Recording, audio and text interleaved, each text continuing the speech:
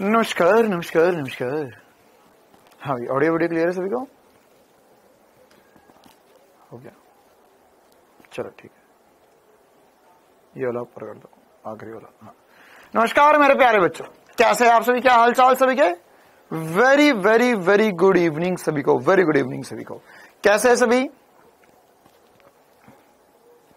क्या audio video clear आ रहा है सभी को? क्या ऑडियो वीडियो क्लियर आ रहा है सभी को? चलिए ओके, तो करते हैं क्लास की शुरुआत। आज से अब हम शुरू करने वाले एक और नया चैप्टर परमाणु, है ना। पिछला चैप्टर जो है वो हमारा खत्म हो चुका है। उसमें अच्छा, कितने बच्चे जिन्होंने 1 बजे वाली क्लास अटेंड नहीं करी थी? क्या हमारे बीच में कोई है जो 1 बजे क्लास में नहीं आया था? और हाँ, आरंभ बैच में अगर आप लोग हैं तो आरंभ बैच का जो टेस्ट है वो इस संडे टेस्ट होने वाला है। तो आरंभ बैच का जो टेस्ट होगा उस टेस्ट में आप लोगों को तरंग प्रकाश की, किरण प्रकाश की और परमाणु, तीनों चैप्टर, सॉरी परमाणु नहीं, प्रकाश विद्युत प्रभाव, 3 चैप्टर आएंगे।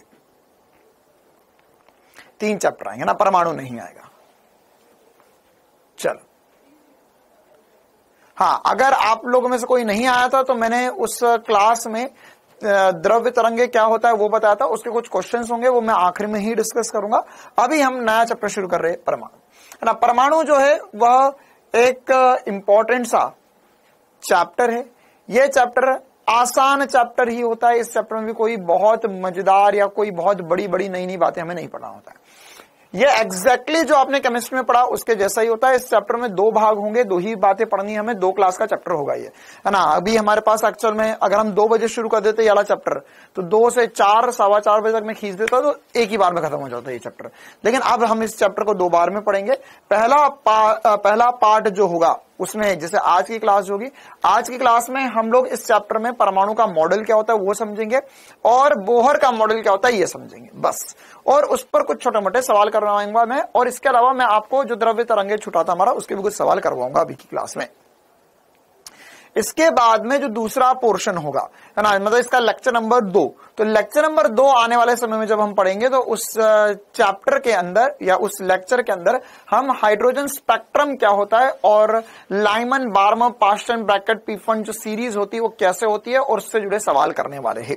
ठीक है, तो यह इस प्रकार से इस चैप्टर को हम पढ़ेंगे। चलिए तो करते हैं क्लास की शुरुआत। अच्छा, कितने पेज छोड़ने हैं आप वहां पर उस चैप्टर के हिसाब से एक मिनट बता दो। द्रव्य तरंग के हमारे पास कितने क्वेश्चन है? हमारे पास है 1 2 3 4 5 6 7 8 9 10 12 क्वेश्चन है हमारे पास। 10-11 क्वेश्चन है, तो उसके हिसाब से जगह छोड़ दो, है ना। मतलब 10-11 में से 2-3 ही क्वेश्चन है जो बड़े बड़े, बाकी सब 2-2 लाइन के क्वेश्चन है। 2-3 पेज छोड़ सकते हो आप इच्छा हो तो, वरना इसमें भी लिख सकते हो, कोई दिक्कत नहीं। चलो तो अब हम आगे बढ़ते। रेडियो एक्टिविटी, हाँ रेडियो एक्टिविटी नहीं है आपके सिलेबस में। इसके बाद में हम जो चैप्टर शुरू करेंगे वो नाभिक शुरू करेंगे। नाभिक भी आसान चैप्टर है, वो भी 2 क्लास के अंदर हो जाएगा हमारा। ठीक है, उसके बाद में अर्धचालक 5-6 क्लास में वो भी कर लेंगे हम। चलिए तो हम करते हैं क्लास की शुरुआत। परमाणु में हमें क्या क्या पढ़ना होगा? तो परमाणु में सबसे पहली बात, बेसिक सी बातें जो आप केमिस्ट्री में पढ़ते हो वही वाली बात कि परमाणु के अलग अलग प्रकार के मॉडल क्या थे। तो उसमें सबसे पहला मॉडल जो था वो जे थॉमसन ने दिया था। जे थॉमसन मॉडल कहते हैं इसे, है ना। ये मैं थोड़ा सा स्पीड में ही बताना चाहूंगा क्योंकि ये मुझे उम्मीद है कि ये सब कक्षा 9th में भी आप लोग पढ़ते हो, है ना। 9th में पढ़ा जाता है, 11th में पढ़ाया जाता है, केमिस्ट्री में पढ़ाया जाता है, फिजिक्स में भी पढ़ाया जाता है। तो ये बिल्कुल आसान सी बात है। सबसे पहले जे थॉमसन ने क्या बोला था कि अगर हमारे पास एक परमाणु, तो परमाणु किस आकार का होता है? तो बोला वो परमाणु तरबूज देखा तुमने? तो बोला हाँ हमने देखा। तो बोले बस वैसे ही परमाणु है। बोला अरे बहुत ही बढ़िया, है ना, मतलब इतनी खतरनाक चीज उसने बोले तरबूज जैसी है। तो तरबूज में अगर आपने देखा होगा तो तरबूज में क्या होता है, हमारे पास लाल कलर होता है और काले कलर के बीज होते हैं। तो उसने बोला कि जो लाल रंग है ना वो एक्चुअल में पॉजिटिव पार्ट है, पूरा पॉजिटिव, जैसे आप मान के चलो ठोस पॉजिटिव है और बीच में छोटे छोटे उसमें इलेक्ट्रॉन रखे हुए हैं, है ना। ये बात किसने बताई? थॉमसन ने बताई। तो परमाणु एक ठोस गोला है जिसमें संपूर्ण द्रव्यमान एवं घन आवेश एक समान रूप से वितरित है। एवं इसके बीच बीच में ऋणावेश इस प्रकार व्यवस्थित है कि यह तरबूज के बीज हो। इस मॉडल के आधार पर, अच्छा अब इंपॉर्टेंट सी बात यही कि क्या क्या समझाया जा सका, क्या क्या नहीं समझाया जा सका। तो इस मॉडल के आधार पर तापनिक उत्सर्जन समझाया गया। मतलब क्या हुआ, तापायनिक उत्सर्जन मतलब कि जब हम ताप बढ़ाते हैं तो तापायनिक उत्सर्जन मतलब कि जो इलेक्ट्रॉन है वो अपनी जगह छोड़कर बाहर निकल जाते हैं। तो बिल्कुल उसने बोला कि देखो इसको गर्म करो तो यहाँ के इलेक्ट्रॉन कूद के बाहर आ जाएंगे। तो बोले हाँ सही बात सही है फिर। और प्रकाश विद्युत प्रभाव एवं आयन को समझाया जा सका। प्रकाश विद्युत प्रभाव भी क्या था कि अगर यहाँ पर फोटोन आके गिरा तो इलेक्ट्रॉन ने ऊर्जा ली और इलेक्ट्रॉन बाहर आ गया, इसमें तो कोई दिक्कत वाली बात नहीं थी, सही बोल रहा था। और साथ ही साथ आयन की इलेक्ट्रॉन बाहर निकला तो वो आयन बन गया। तो ये सारी बातें समझाई जा सकी थी। लेकिन अल्फा कण विकीर्ण प्रयोग जो था, हाइड्रोजन परमाणु एवं अन्य परमाणु में जो स्पेक्ट्रम रेखाएं प्राप्त हो रही थी, बार्मर ब्रैकेट पी फंड, ये जो सीरीज प्राप्त हो रही थी वो सीरीज नहीं समझाई जा सकी, ये थॉमसन मॉडल के अनुसार। ठीक है, इसी प्रकार से अगला इंपॉर्टेंट मॉडल जो हमारे पास आया था वो था अल्फा स्कैटरिंग, है ना। अल्फा स्कैटरिंग एक्सपेरिमेंट क्या होता है, और उसी के बेस पर हमारे पास रदरफोर्ड मॉडल मिला। हाँ, तो एक्चुअल में रदरफोर्ड मॉडल जो है वो रदरफोर्ड ने नहीं दिया था। एक्चुअल में रदरफोर्ड के दो छात्र थे, है ना, गीगर और मार्सडन, ये दोनों इसके छात्र थे और ये दोनों एक्चुअल में इसके उसके अनुयायी थे। लेकिन रदरफोर्ड किसी कारणवश रदरफोर्ड नहीं रहे इस दुनिया में। फिर उन्होंने उसी रिसर्च को और आगे कंटिन्यू करा और फिर उन्होंने मॉडल दिया। तो उन्होंने ये जो मॉडल दिया तो एक्चुअल में उन्होंने उनके जो टीचर थे या जिनके अंडर वो काम कर रहे थे उनके नाम पे उन्होंने इस मॉडल का नाम रख दिया, है ना। वो चाहते थे से ये मॉडल आज रदरफोर्ड मॉडल ना कहलाते हुए गीगर मॉडल कहलाता, लेकिन नहीं कहलाया। क्यों? क्योंकि उन्होंने उनके जो टीचर थे उनके जो जैसे देखो एक्चुअल में क्या होता है कि जैसे आप लोग अभी जैसे पढ़ रहे हो तो हम आपके टीचर कहलाएंगे, आप जब ग्रेजुएशन में भी जाओगे तो भी टीचर कहलाएंगे। लेकिन उसके ऊपर की जो स्टडीज होती है, एमटेक वगैरह होता है या पोस्ट ग्रेजुएशन होता है या पीएचडी वगैरह होता है, तो उन सब में क्या होता है, उन सब में एक्चुअल में टीचर नहीं कहलाते, वो गाइड कहलाते। गाइड क्यों? क्योंकि उस समय तक आप बहुत सारा पढ़ चुके होते हैं, हमें बहुत सारा पढ़ चुके होते, तो वहां पर जो आपसे और ज्यादा एक्सपीरियंस है, उन्होंने भी पढ़ाई आपकी जितनी ही कर रखी है, लेकिन वो आपसे ज्यादा एक्सपीरियंस है, तो आपको गाइड करते हैं चीजों के लिए, है ना। तो वो आपके गाइड या प्रोफेसर होते हैं वहां पर। ठीक है, चलिए, तो ये उनके प्रोफेसर या उनके गाइड वगैरह रहे होंगे, तो उनके बेसिस पर, उनके नाम पर उन्होंने ये पूरा रदरफोर्ड मॉडल का नाम लिया। अब उन्होंने क्या किया था, उन्होंने यहां पर, हमें पता है सर क्या होता है कि सर यहां पर उन्होंने, अच्छा इसका कुछ बताऊं, एनिमेशन या सर ये तो ठीक है, छोटी मोटी बातें समझ जाएंगे हम।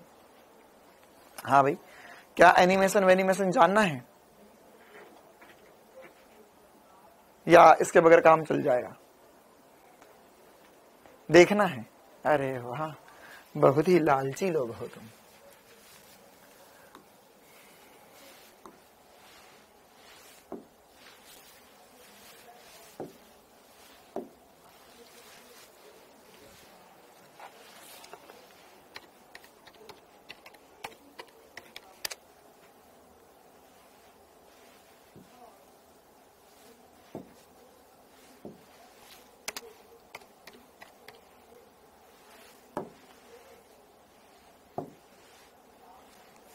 देखो ना, इसमें मतलब कोई बहुत खतरनाक एनिमेशन नहीं है, बस इतना ही है कि जैसे यहां पर क्या हो रहा था, यहां पर उन लोगों ने ये क्या बना हुआ, पहले ये समझा देता हूं, है ना। उन्होंने क्या किया कि यहां से ये लाइट या यहां से अल्फा कण फेंके, ठीक है। अब ये अल्फा कण की बौछार हो रही है, तो अब ये यहां पर, एक सेकंड के रोक दिया मैंने, अब यहां पर क्या है, यहां पर ये गोल्ड फॉइल है, यहां पर क्या है, गोल्ड फॉइल है। तो ये गोल्ड फॉइल क्या होती है, गोल्ड फॉइल, पहली बात तो गोल्ड की ही क्यों ली गई, है ना, सोने की बहुत पतली पन्नी मान सकते हो, ठीक है। जैसे आपके जो पेपर है, ये जो पेपर बनता है ना, ये भी मोटा है, इससे भी पतली पन्नी ली गई। अब दूसरी बात, सोने की ही क्यों ली गई? सही सर, सोने की क्यों ली गई? सोने की क्यों ली गई? सोने की ली गई मतलब सर क्या ये ऐसा है सोने की पन्नी लेकर सर बहुत अमीर लोग थे इसलिए सोने की पन्नी ली? नहीं नहीं नहीं नहीं, सोने की पन्नी इसलिए नहीं ली। एक्चुअल में सोना उस समय जब ये एक्सपेरिमेंट हो रहे थे तो उस समय सोना तो सदियों से इंसान के पास है ना। दूसरी बात, यहां पर सोना जो होता है उसका जो नाभिक होता है वो बहुत भारी होता है, तो यहां से अल्फा कण फेंकेंगे, पता चला कि आपने कोई एक ऐसा मेटल ले लिया जिसका जो नाभिक है वो ज्यादा भारी नहीं है, तो आपने अल्फा कण फेंक के मारे, वो नाभिक निकल गया बाहर। ठीक है, तो वो क्या है, वह नाभिक जो है उसका बहुत भारी नाभिक था, पहली बात। दूसरी बात, ये जो सोना होता है ना, सोने को पतली पतली पन्नियों के रूप में आसानी से बनाया जा सकता है। आपने देखा होगा ना कि सोने के आभूषण जो होते हैं वो कितने पतले होते हैं, क्योंकि सोना पहली बात तो सर बहुत महंगी चीज है, और बाकी आपने देखा होगा कि सोने की जो चेन वगैरह आती है इतनी पतली पतली बारीक बारीक चेन आती है। सोने के कान के नाक में लड़कियां जो पहनती है वो कितना बारीक तार होता है ना, बहुत बारीक होती है वो चीजें, बहुत पतली होती है वो चीजें।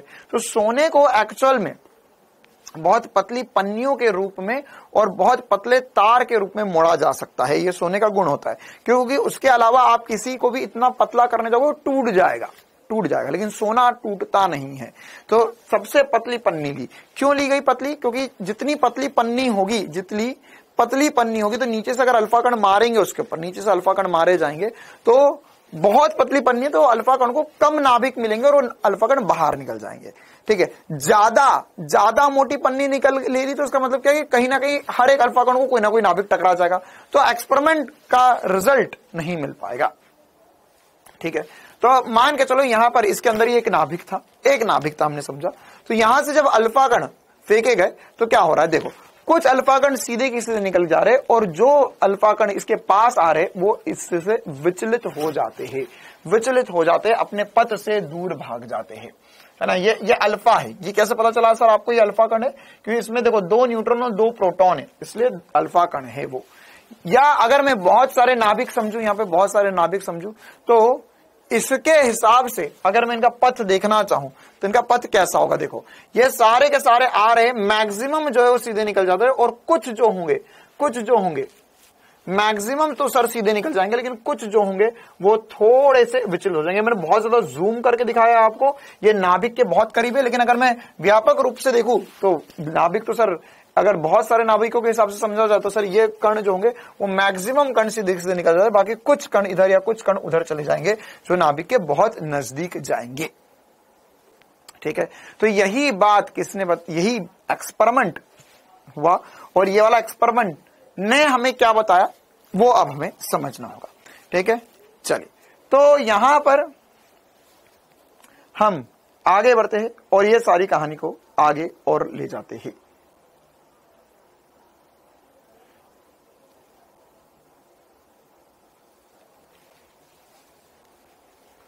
चलो, हाँ भाई, तो अब इसके अंदर अल्फा कण, ठीक है, तो यही बात या जो एनिमेशन से समझे हमने वो यही बात यहां पर है कि बहुत सारे अल्फा कण आए, बहुत उसमें से मैक्सिमम सीधे निकल गए, और बहुत कम अल्फा कण थे जो कुछ डिफ्लेक्ट हुए, और उसमें से भी बहुत कम अल्फा कण थे जो सीधे वापस चले गए, या जिनमें विचलन जो है वो 90 डिग्री से ज्यादा का विचलन आया। ये इधर जाना चाह रहा था, इसमें विचलन क्या कम आया, 90 डिग्री, मतलब इधर से ऐसे आते आते इस तरफ घूम गए। 90 डिग्री से ज्यादा विचलन वाले बहुत कम है ना, बहुत कम है। चलिए, तो ये सारी बात छोटी छोटी सी हमें समझ में आती है। इसको लिखना कैसे? जो सब कुछ लिखा हुआ बोर्ड में वो पूरा लिखना पड़ेगा, आपकी इच्छा लिखना तो लिख लो, ना ये सब इसी से पढ़ सकते हो आप, है ना। इतने तो होशियार हो और इतने बड़े हो चुके हो आप। देखिए तो क्या हुआ, यह हुआ कि सर अधिकांश अल्फा कण पन्नी से सीधे, ये ना आधा ना आना ना पत्री नहीं लिखा हुआ है, पन्नी लिखा हुआ है, से सीधे गुजर जाते। कुछ कण अल्प कोण से विचलित होते, बहुत कम कोण, 1000 में एक 90 डिग्री से अधिक कोण से विचलित होते हैं, बहुत कम कण सीधे वापस लौट आते हैं, अर्थात 180 डिग्री से विचलित होते हैं, 180 डिग्री के कोण से विचलित होते हैं। तो प्रकरणित कणों की संख्या जो होगी n वो व्यक्त क्रमानुपाती होगी 1/sin⁴ θ/2, है ना। ये एक्सपेरिमेंट से फॉर्मूला बना, आप ये फॉर्मूला सीधे सीधे याद रख सकते हो। बस ये वाला फॉर्मूला ये बताना चाह रहा है कि जैसे जैसे कोण बढ़ाओगे तो जो कण की संख्या कितने कण जो है वो अपने पथ से विचलित हो रहे हैं, उनकी संख्या कम होती जाएगी। तो जैसे अगर आपने जीरो रखा तो यहां पर जीरो कोण पर अनंत कण निकल जाएंगे। आपने कहा 30 डिग्री, तो 30 डिग्री पर जैसे जैसे कोण की वैल्यू बढ़ाते जाओगे साइन थीटा की वैल्यू बढ़ती जाएगी। तो यहाँ पे जो कण अपने पथ से भटक रहे उनकी संख्या घटती जाएगी, घटती जाएगी, घटती जाएगी, घटती जाएगी, घटती जाएगी। तो ये वाला ग्राफ भी वही बात बता रहा है। तो ये इंपॉर्टेंट सी बात है जो आपको पता होना चाहिए। अब इसके अलावा और क्या इंपॉर्टेंट सी बात है ना, 2-3 फिजिक्स के हिसाब से इंपॉर्टेंट सी बात है वो मैं आपको बता देता हूं। ये पॉइंट नंबर 7 जो है हमारे लिए इंपॉर्टेंट है। पॉइंट नंबर 6 क्या कह रहा है, यदि किसी सोने की पन्नी की मोटाई t है तो किसी निश्चित दिशा अर्थात कोण से प्रकीर्णित अल्फा कण की संख्या n हो तब क्या होगा। मतलब कि n समानुपाती होगा t के। क्या कहना चाह रहा है ये कहना चाह रहा है कि अगर मान के चलो 30 डिग्री विचलन पर, मतलब यहां पर सारे कण आ रहे थे, तो ये मान के चलो 30 डिग्री विचलन हुआ, तो 30 डिग्री विचलन पे आपको 1,00,000 कण मिल रहे थे। अब अगर आपने पन्नी की मोटाई डबल कर दी तो 2,00,000 कण मिलेंगे 30 डिग्री के विचलन पर। ठीक है, किसी एक निश्चित कोण पर कण जितने विचलित हो रहे थे, जब हम क्या करेंगे, जब हम वहां पर पन्नी मोटी कर देंगे तो पन्नी मोटी करने पर क्या होगा, पन्नी मोटी करने पर सर वहां पर विचलित कण की संख्या भी बढ़ जाएगी, समानुपाती होगी। तो n समानुपाती होगा t के, या n बाई टी,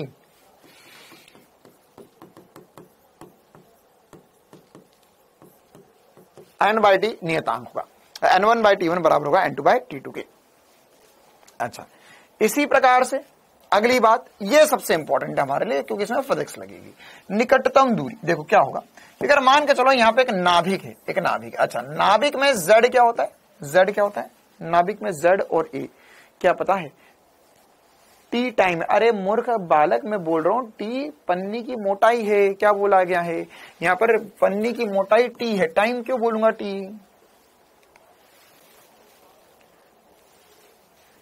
चलो,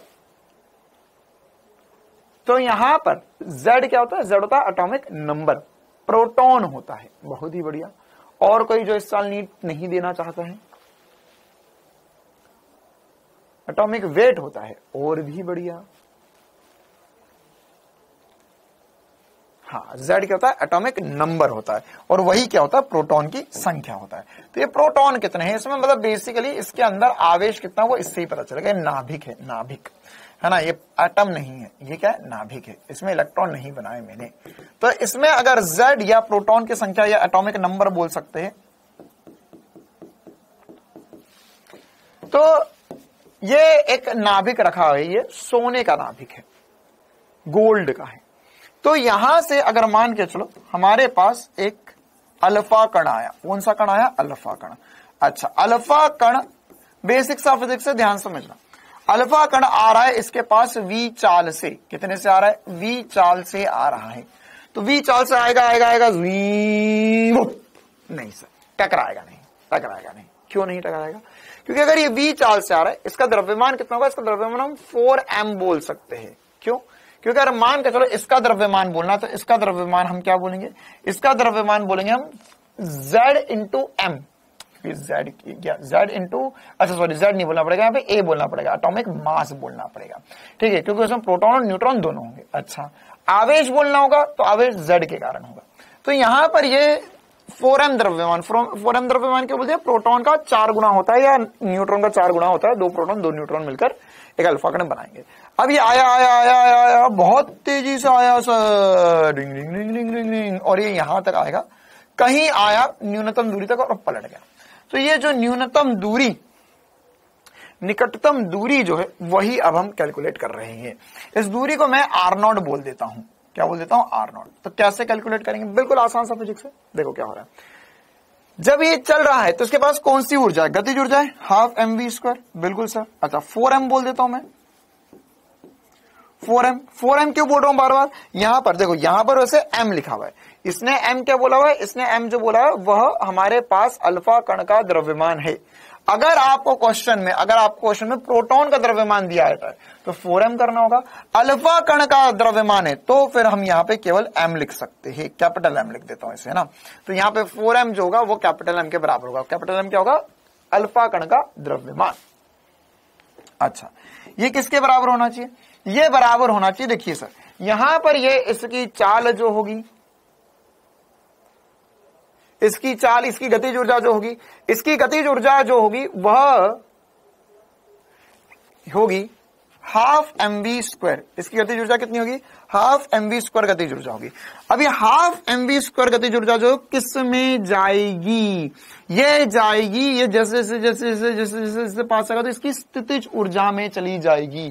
तो ये न्यूनतम दूरी यहां तक आया तो इसकी पूरी गतिज ऊर्जा स्थितिज ऊर्जा में चल गई। स्थितिज ऊर्जा क्या होती है, तो सर यहां पर इस पे आवेश जो होगा वो 2e होगा, इस पे आवेश Ze है, तो मैं इसकी स्थितिज ऊर्जा लिख सकता हूं, है ना। कहां से लिखेंगे, याद है बताया था तुझे मैंने, ये एक आवेश है Q1, ये दूसरा आवेश है Q2। अगर इन दोनों के बीच में दूरी है r तो इनके बीच में स्थितिज ऊर्जा का फॉर्मूला क्या होगा, जल्दी से बताओ भाई, इनके बीच में स्थितिज ऊर्जा का फॉर्मूला क्या होगा।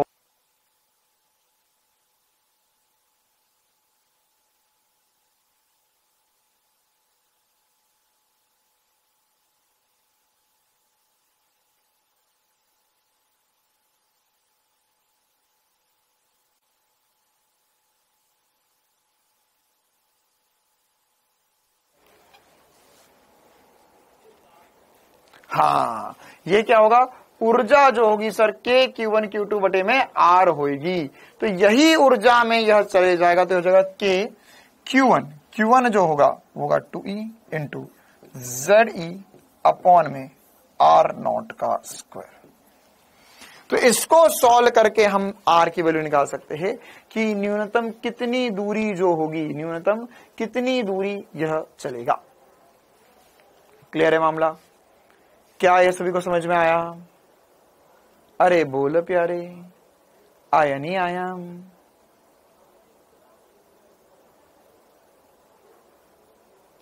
चल, तो यही वाली बात निकलिए, हाफ mv² बराबर होगा k की जगह निकलेगा 1/4 pi epsilon ZE into 2E upon में R0, है ना। यहाँ अच्छा, यहाँ पे R0 का स्क्वायर नहीं आएगा, यहाँ पे R0 आएगा। तो ये R0 की वैल्यू हम यहाँ से कैलकुलेट कर सकते हैं। तो ये वही वाली वैल्यू कैलकुलेट करके आप ये बना सकते हो, ठीक है। चलिए, तो अब यह न्यूनतम दूरी आ गई। इसके अलावा अगली इंपॉर्टेंट सी बात जिसे हम बोलते हैं प्राचल, संगत प्राचल। ये क्या होता है कि अगर मान के चलो यहां पर ये, अभी तो हमने क्या कैलकुलेट किया कि अगर ये नाभिक की लाइन में ही आ जाए अल्फा कण, जो नाभिक है और जो अल्फा कण है वो एक ही लाइन में आ जाए तो क्या होगा। अच्छा सर, तो उसमें ये न्यूनतम आएगा और पलट जाएगा, न्यूनतम दूरी तक आएगा और पलट जाएगा। लेकिन अगर मान के चलो सर ऊपर से निकल गया, तो ऊपर से निकल रहा है, कुछ दूरी से निकल रहा है, थीटा कोण पे भटकता है, तो कितनी ऊपर, अगर मान के चलो मैंने बोला कि यहां से ये नाभिक से b ऊंचाई से निकला है, कितनी ऊंचाई से निकला है, b ऊंचाई से निकला है, b ऊंचाई से निकला है। तो अगर ये b ऊंचाई से निकला है, b ऊंचाई से निकला है, तो यहां पर यह कितना ऊपर, ये कितने कोण पर विचलित होगा। तो अगर ये इसकी दूरी, जैसे जैसे दूरी बढ़ती जाएगी तो सर विचलन कोण कम होता जाएगा। तो यही वाली बात है कि b जो होता है समानुपाती होता है कॉट थीटा बटा 2 के, ठीक है। तो ये कैसे करेंगे यहाँ पर, कैसे करेंगे यहाँ पर, इसके लिए बात वैसी ही कुछ होती है जैसे अभी हमने करा, है ना। ये वाला फॉर्मूला आप देखोगे तो जो हमने पीछे पढ़ा उसी के जैसा, बस ये कॉट थीटा बटा 2 एडिशनल ऐड हो जाता है। तो ये इसका फॉर्मूला होता है, आप चाहो तो इसे याद रखो, तो नहीं भी याद रखो कोई दिक्कत नहीं, बस याद रखना कि b समानुपाती होता है कॉट थीटा बटा 2 के, कॉट थीटा बटा 2 के समानुपाती होता है, ठीक है। क्या ये बात समझ में आ चुकी है, क्या ये बात समझ में आ चुकी है, क्लियर है मामला।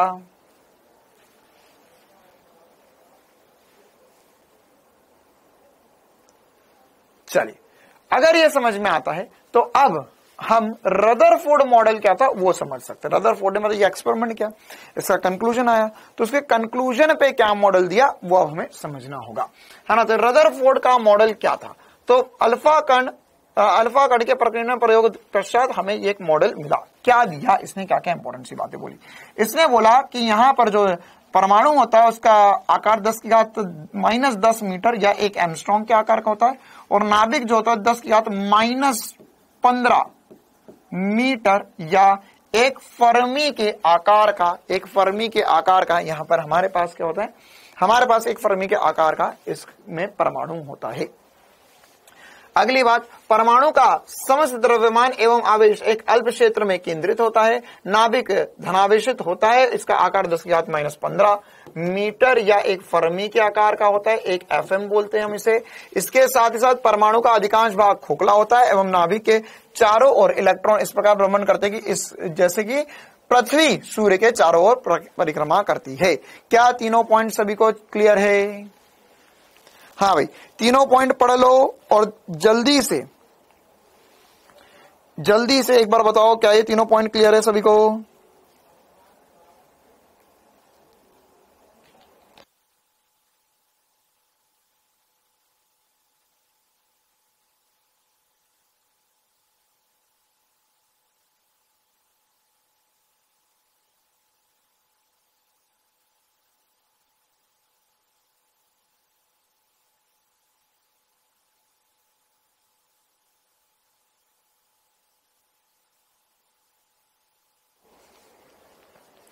चलिए, हाँ क्लियर है सारे पॉइंट। लास्ट में क्या है, लास्ट में क्या है, ये तो बड़ा आसान बात है ना कि इलेक्ट्रॉन वैसे ही घूम रहे जैसे पृथ्वी सूर्य के चारों ओर घूम रही है। ठीक है, चलो अब ये रदरफोर्ड का मॉडल फेल क्यों हो गया? रदरफोर्ड का मॉडल फेल क्यों हो गया? रदरफोर्ड का मॉडल इसलिए फेल हुआ क्योंकि उस समय पर मैक्सवेल नामक भी एक साइंटिस्ट था। सेकंड वाले में क्या है बेटा, सेकंड वाला आसान सी बात है ना यार, तुम मतलब मैं ये वाले चैप्टर में डाउट कैसे आ सकता है ना, ये बिल्कुल बेसिक सी बात है, ये क्लास 9th में पढ़ाया जाता है सारा मॉडल वॉडल। तो यहां पर क्या है, धनावेश जो है वो केंद्र पर है और नाभिक परमाणु के आयतन का, अच्छा ये कितना भाग है, ओके ठीक है। क्या कोई कैलकुलेट करके दे सकता है कि नाभिक और परमाणु के, हाँ सेकंड वाले पॉइंट की सेकंड लाइन में वो एक पॉइंट प्रिंट नहीं है, ये बताओ कि नाभिक जो है वह नाभिक जो है और परमाणु जो है वो उसके आयतन का कितना भाग होगा, कितना भाग होगा, कैसे कर सकते? देखो सर, यहां पे हमें पता चला कि इसका जो आयतन या इसका जो व्यास है 10⁻⁻15 है, तो आयतन में होता है 4/3 πr क्यूब, मतलब इसकी घात 3 करेंगे तो 10⁻⁻45 के आकार का हो गया इसका आयतन। इसका वॉल्यूम जो होगा ये किसका है, नाभिक का वॉल्यूम आ गया, और परमाणु का हो जाएगा 10⁻30, यहां पर परमाणु का नाभिक आ गया, परमाणु का आयतन आ गया। तो कितने गुणा, 10⁻15 गुणा कम है ना, या हम लिख सकते हैं यहां पर कि नाभिक जो है परमाणु के आकार का 10⁻15 गुणा या उससे कम आयतन का होता है। ठीक है, चलिए ओके। सुयश कहां पर है, सुयश है या चले गया? कार्डियोलॉजिस्ट था ना हमारे बीच में एक, गया ना, चलो ठीक है ओके। हाँ, रदरफोर्ड के मॉडल में और क्या कमी थी, रदरफोर्ड के मॉडल में और क्या कमी थी? ठीक है, नहीं मैं तो कंफर्म कर रहा था बस कि उसको मैंने ब्लॉक करवा था तो हुआ या नहीं हुआ ब्लॉक। चलिए, तो यहां पर रदरफोर्ड का मॉडल जो था वह क्या कमी थी, क्या दोष है? चलिए क्लास में ही हो, चलो थोड़ी सी देर और है ना, हाँ 5-7 मिनट और हो सकते। चलिए, तो रदरफोर्ड मॉडल में दोष क्या क्या था, है ना, तो यहां पर यह मॉडल फेल क्यों हो गया? तो यहां पर यह मॉडल इसलिए फेल हो गया क्योंकि हमारे लिए ये जो सारी बातें थी वो नॉर्मल जो हम फिजिक्स पढ़ रहे थे वह फिजिक्स के ऊपर ही आधारित थी, मतलब कि न्यूटन के फिजिक्स के ऊपर आधारित थी। तो उसी फिजिक्स में, जैसे जो आज तक हम फिजिक्स पढ़ते थे, तो उसी फिजिक्स में मैक्सवेल नामक एक साइंटिस्ट थे, उन्होंने ये बात बोली थी कि जब भी हमारे पास कहीं पर भी तरंग आती है, तो तरंग जो होती है वो इलेक्ट्रॉन के त्वरण की वजह से होती है। विद्युत चुंबकीय तरंग जो होती है वह जो इलेक्ट्रॉन त्वरित गति कर रहा है उसके कारण हो रही है। ठीक है, तो यहां पर अगर मान के चलो रदरफोर्ड ने बोला कि यार एक इलेक्ट्रॉन जो है गोल गोल घूम रहा है, तो अगर घूमता हुआ इलेक्ट्रॉन जो है वह क्या करेगा, वह त्वरित गति कर रहा है। तो त्वरित गति करेगा मतलब उसमें से विद्युत चुंबकीय तरंग निकलना चाहिए, और यहां पर यह जो विद्युत चुंबकीय तरंगे निकलेंगी, यह विद्युत चुंबकीय तरंगे क्या करेंगी सर, यह इसकी ऊर्जा कम करेगी। तो अगर मेरे पास यहां पर एक नाभिक है और इसके चारों ओर इलेक्ट्रॉन घूम रहा है जैसा रदरफोर्ड ने बोला, तो बात यह होगी कि इलेक्ट्रॉन जैसे जैसे गति करेगा तो इसकी ऊर्जा कम होती जाएगी। तो ऊर्जा कम होती जाएगी तो धीरे धीरे धीरे धीरे छोटी त्रिज्या में घूमता जाएगा, और छोटी त्रिज्या में घूमते घूमते घूमते घूमते घूमते घूमते घूमते घूमते घूमते घूमते यहां पर यह नाभिक के अंदर गिर जाएगा। क्या हो जाएगा, नाभिक के अंदर गिर जाएगा।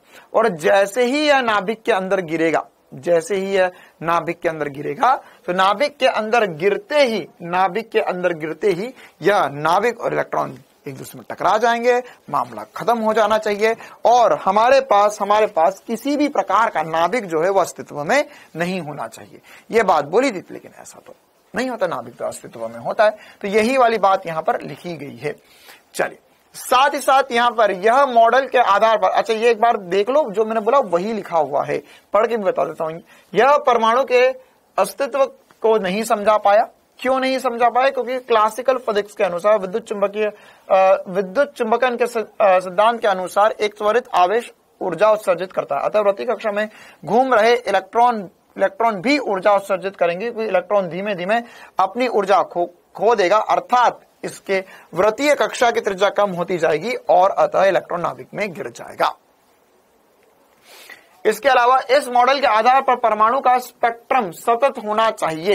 सतत होना चाहिए मतलब क्या हुआ कि इसने ये नहीं बताया, जैसे जो बोहर ने बताया कि निश्चित कक्षाओं में ही इलेक्ट्रॉन पाए जा सकते हैं। किसने बताया था? बोहर ने बताया था। तो बोहर ने बताया था तो निश्चित कक्षाओं में इलेक्ट्रॉन पाए जा सकते थे। तो ये वाली बात ये नहीं पता, इसने बताया नहीं कि इलेक्ट्रॉन कहां पाया जाएगा। साथ ही साथ है ना, तो यह स्पेक्ट्रम को नहीं समझा पाया। साथ ही साथ ये नाभिक के चारों ओर इलेक्ट्रॉन वितरण को भी नहीं समझा सका कि कौन सा इलेक्ट्रॉन कहां पर होगा। चलिए, अब इन सभी के बीच हमारे पास आए बोहर भैया। बोहर भैया ने दिया बोहर मॉडल। क्या दिया? Bohr model. Bohr model actual में एक तरीके से उनसे भी और अपडेटेड मॉडल था, जो असलियत थी उसके और करीब था। ये भी वैसे 100% चीजें नहीं बता पाया, लेकिन हमारे सिलेबस में जो डिफाइंड और जिससे सबसे ज्यादा सवाल आते हैं वो बोहर मॉडल ही है। कौन सा मॉडल है? बोहर मॉडल है। तो बोहर बाबा ने क्या बोला? उन्होंने ये बोला कि देखो, रदरफोर्ड और उनके बच्चों ने, मतलब कि उनके छात्रों ने सही बात बोली। क्या बोली? कि नाभिक बहुत छोटा है, उसका घनत्व बहुत ज्यादा है, और उसके आसपास कौन घूम रहे? उसके आसपास इलेक्ट्रॉन घूम रहे हैं। कौन घूम रहा है? उसके आसपास इलेक्ट्रॉन घूम रहे हैं। तो उसके आसपास इलेक्ट्रॉन तो घूम रहे, तो उन्होंने बोला कि देखो एक्चुअली इलेक्ट्रॉन नहीं गिरेंगे। तो उनसे पूछा गया क्यों? तो बोले तुमने जो आज तक पढ़ा, या जो ये मैक्सवेल भैया बातें करते रहते, ये सब क्लासिकल फिजिक्स या जो वास्तविक जिंदगी का फिजिक्स है, या जो हम देखते हैं या जो हम महसूस करते हैं उस वाला फिजिक्स से रिलेटेड है। बोले इस चीज को समझने के लिए तुम्हें बिल्कुल नई बातें समझनी पड़ेगी। तो बोले क्या नई बातें समझनी पड़ेगी? तो उन्होंने बोला कि एक्चुअल में ये होता है क्वांटम फिजिक्स। क्या होता है ये? Quantum physics. क्वांटम फिजिक्स है ना। तो ये जो बातें आपकी समझ से परे हो वो पढ़ी जाती है क्वांटम फिजिक्स में। तो जैसे हमने प्रकाश विद्युत प्रभाव पढ़ा, वो भी एक तरीके से क्वांटम फिजिक्स का हिस्सा है। हम जो नाभिक के बारे में बात कर रहे हैं वो क्वांटम फिजिक्स, मतलब कि यहां पर जो नॉर्मल जिंदगी के नियम है वह नियम नहीं लगते हैं। नॉर्मल जिंदगी के जो नियम है वो नियम नहीं लगते हैं यहां पर। तो सर कौन से नियम लगेंगे यहां पर? यहां पर कुछ अलग नियम लगेंगे, जैसे निश्चित नियम लगेंगे जो यहां पर इस सारी चीजें फॉलो करती है, और उसी के हिसाब से आगे सबकी संरचना हुई है और उसी के हिसाब से सारे मॉडल बनेंगे। तो उन्होंने बोला अच्छा क्या क्या नियम है? तो उसने बोला कि यहां पर सबसे इंपॉर्टेंट बात है, तो एक और बार ऊपर लाइन भी पढ़ देते हम। तो बोहर के हाइड्रोजन परमाणु के संबंध में एक मॉडल दिया जो एकल परमाणु, अच्छा एकल परमाणु सबसे इंपॉर्टेंट सी बात, एकल परमाणु मतलब कि single electron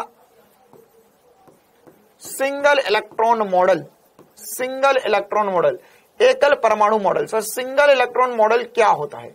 single electron model क्या होता है? सिंगल इलेक्ट्रॉन मॉडल ये होता है कि अगर हमारे पास इसमें एक से ज्यादा इलेक्ट्रॉन आए तो हमारा मॉडल फेल हो जाएगा, हम कोई बातें नहीं बोल पाएंगे। ठीक है, यहां पर ये क्या होगा, यहां पर सिंगल इलेक्ट्रॉन मॉडल होगा। सिंगल इलेक्ट्रॉन मॉडल मतलब क्या होता है कि यहां पर ये वाला जो मॉडल है वो एक इलेक्ट्रॉन, जैसे हाइड्रोजन के लिए वैलिड होगा। किस के लिए वैलिड होगा? हाइड्रोजन के लिए होगा, बिल्कुल सर। हीलियम प्लस के लिए वैलिड होगा, क्यों? कि हीलियम में 2 इलेक्ट्रॉन होते तो उसमें से एक इलेक्ट्रॉन चले गया, तो हीलियम प्लस के लिए वैलिड होगा। इसी प्रकार से ये लिथियम 2+ के लिए लगेगा, या इसके अलावा बोरॉन या सोडियम, पोटेशियम, तो जिसमें भी लगा रहे हो आप, उसके पास एक ही इलेक्ट्रॉन बचना चाहिए, तो ही ये मॉडल सही होगा,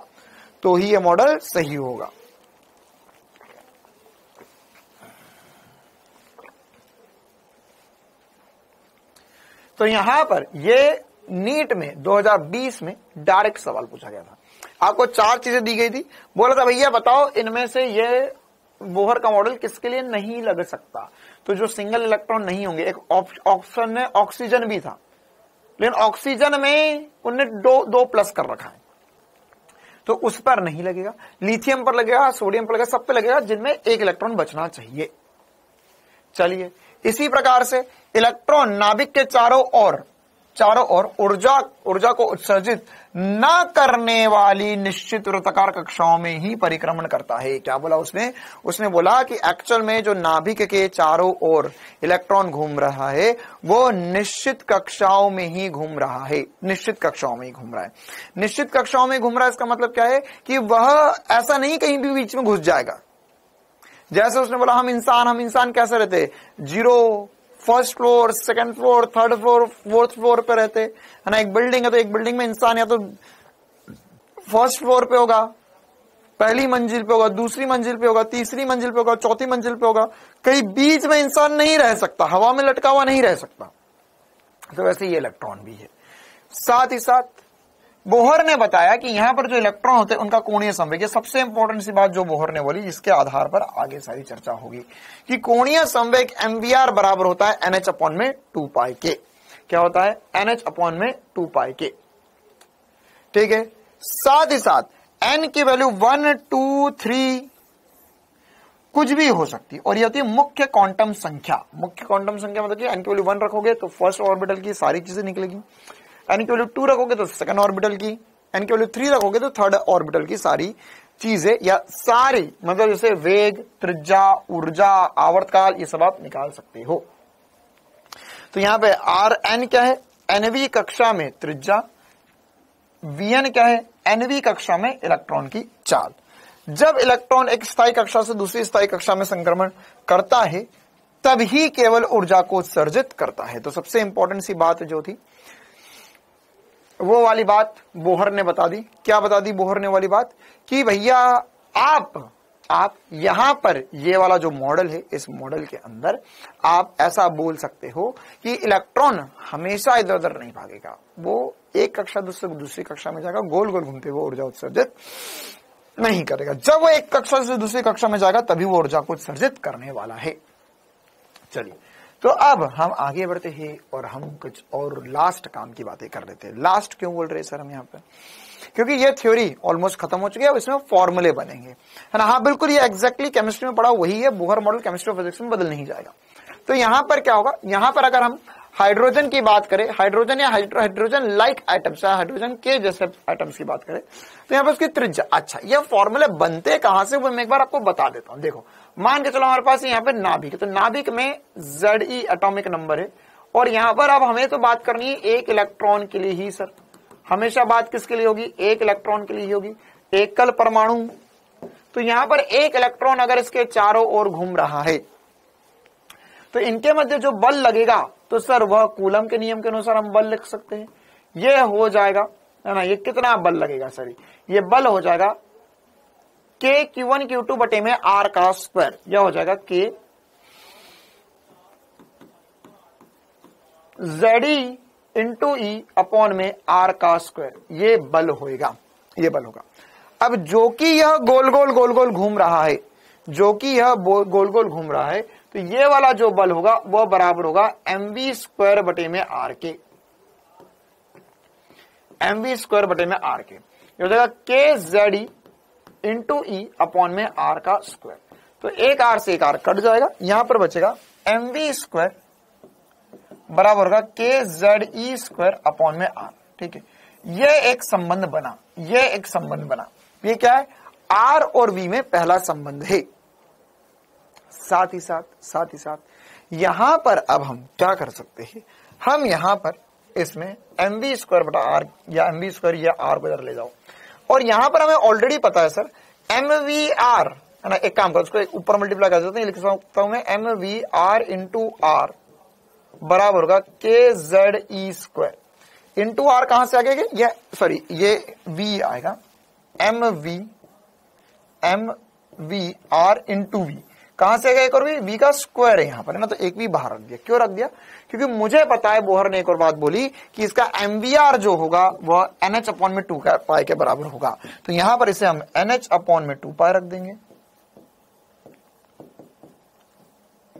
k ZE अपॉन में, अच्छा चलो k ZE ही रहने दो इसे, फिर यहां से v निकालना तो 2 पाई को ऊपर मल्टीप्लाई करो, nh को नीचे मल्टीप्लाई करो, तो यहां से वेग आ जाएगा, यहां से वेग या की चाल आ जाएगी, nh कक्षा में फिर चाल आ जाएगी, तो फिर हमारे पास mvr, ये वही वाली बात है, mvr बराबर nh अपॉन में 2 पाई, उससे हम सॉल्व कर सकते त्रिज्या के लिए।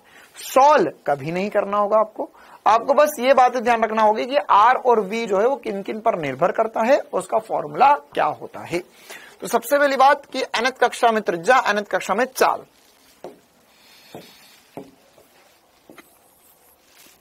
तो nth कक्षा में चाल जो होगी, ये वाला फॉर्मूला ये वही लिखा हुआ है, आप v की वैल्यू निकालो तो यही आ जाएगी। इसको पूरे को सॉल्व करने पर जो इंपॉर्टेंट सी बात है वो ये है कि nth कक्षा में जो चाल होगी वह समानुपाती होती है z बटा n के। किसके समानुपाती होती है, z बटा n के समानुपाती होती है, कि जितनी ज्यादा z का मान होगा उतनी ज्यादा चाल से घूमेगा, और जितनी दूर रहेगा तो n का मान बढ़ेगा तो चाल उतनी कम हो जाएगी। तो ये सबसे इंपॉर्टेंट सी बात है जो हमें पता होनी चाहिए। इसी प्रकार से अगर हम इसमें त्रिज्या की बात करें तो v पता चल गया तो त्रिज्या भी निकल सकता है। तो त्रिज्या कैसे निकलेगा सर, यहां पर त्रिज्या हमारे पास mvr बराबर होता है nh अपॉन में 2 पाई। अब हमें पता चल गया कि सर v जो है वो z बटे में n के समानुपाती है, तो z बटे में n, तो यहां पे लिख सकते हैं हम m z बटे, बस पूरा सॉल्व नहीं कर रहा हूं, यहां पे पूरी वैल्यू भी आएगी, मैं बस समानुपाती आपको सिखा रहा हूं। mvr, तो ये r जो होगा इसमें n इंटू n स्क्वायर हो जाएगा, और नीचे एक z आ जाएगा, तो n स्क्वायर बटे में z हो जाएगा। क्या हो जाएगा, n स्क्वायर बटे में z हो जाएगा। तो यहां पर इसकी जो त्रिज्या होती है वो 0.53 n स्क्वायर बाय z होती है। तो आपको जो याद रखना सबसे इंपॉर्टेंट सी बात कि त्रिज्या जो थी समानुपाती होती है n के, n स्क्वायर के वेक्टर समानुपाती होती है z के, लेकिन चाल जो होगी वो z बटा n के समानुपाती होती है। इसी प्रकार से अगर हम ये समझे कि इसका आवर्त काल क्या होगा, इसका आवर्त काल क्या होगा, तो इसका आवर्त काल जो होगा वह होगा t, और ये आवर्त काल कैसे निकालेंगे सर, t बराबर होता है 2 पाई r बटे में v। अभी तुम्हें r पता चल गया, v पता चल गया, जैसे अभी तुम्हें पता चला r, सर r जो है त्रिज्या n स्क्वायर बाय z के समानुपाती है, और चाल z बटा n के समानुपाती, तो z z मल्टीप्लाई होंगे, n n मल्टीप्लाई हो जाएंगे, तो t समानुपाती हो जाएगा n की घात 3 बटे में z का स्क्वायर। और यहां पर ये पूरे बीच वाली ये वाले पद को सॉल्व करेंगे तो ये आएगा 1.51 इंटू 10 की पावर -16 सेकंड, है ना। मैं ये नहीं चाह रहा कि आप ये सब कुछ रट्टा मार लो, लेकिन इसकी अप्रोक्सीमेट वैल्यू आपको पता होना चाहिए, क्योंकि फिजिक्स और केमिस्ट्री में दो जगह चैप्टर कहीं ना कहीं तो ये बातें पूछी जा सकती है आपसे।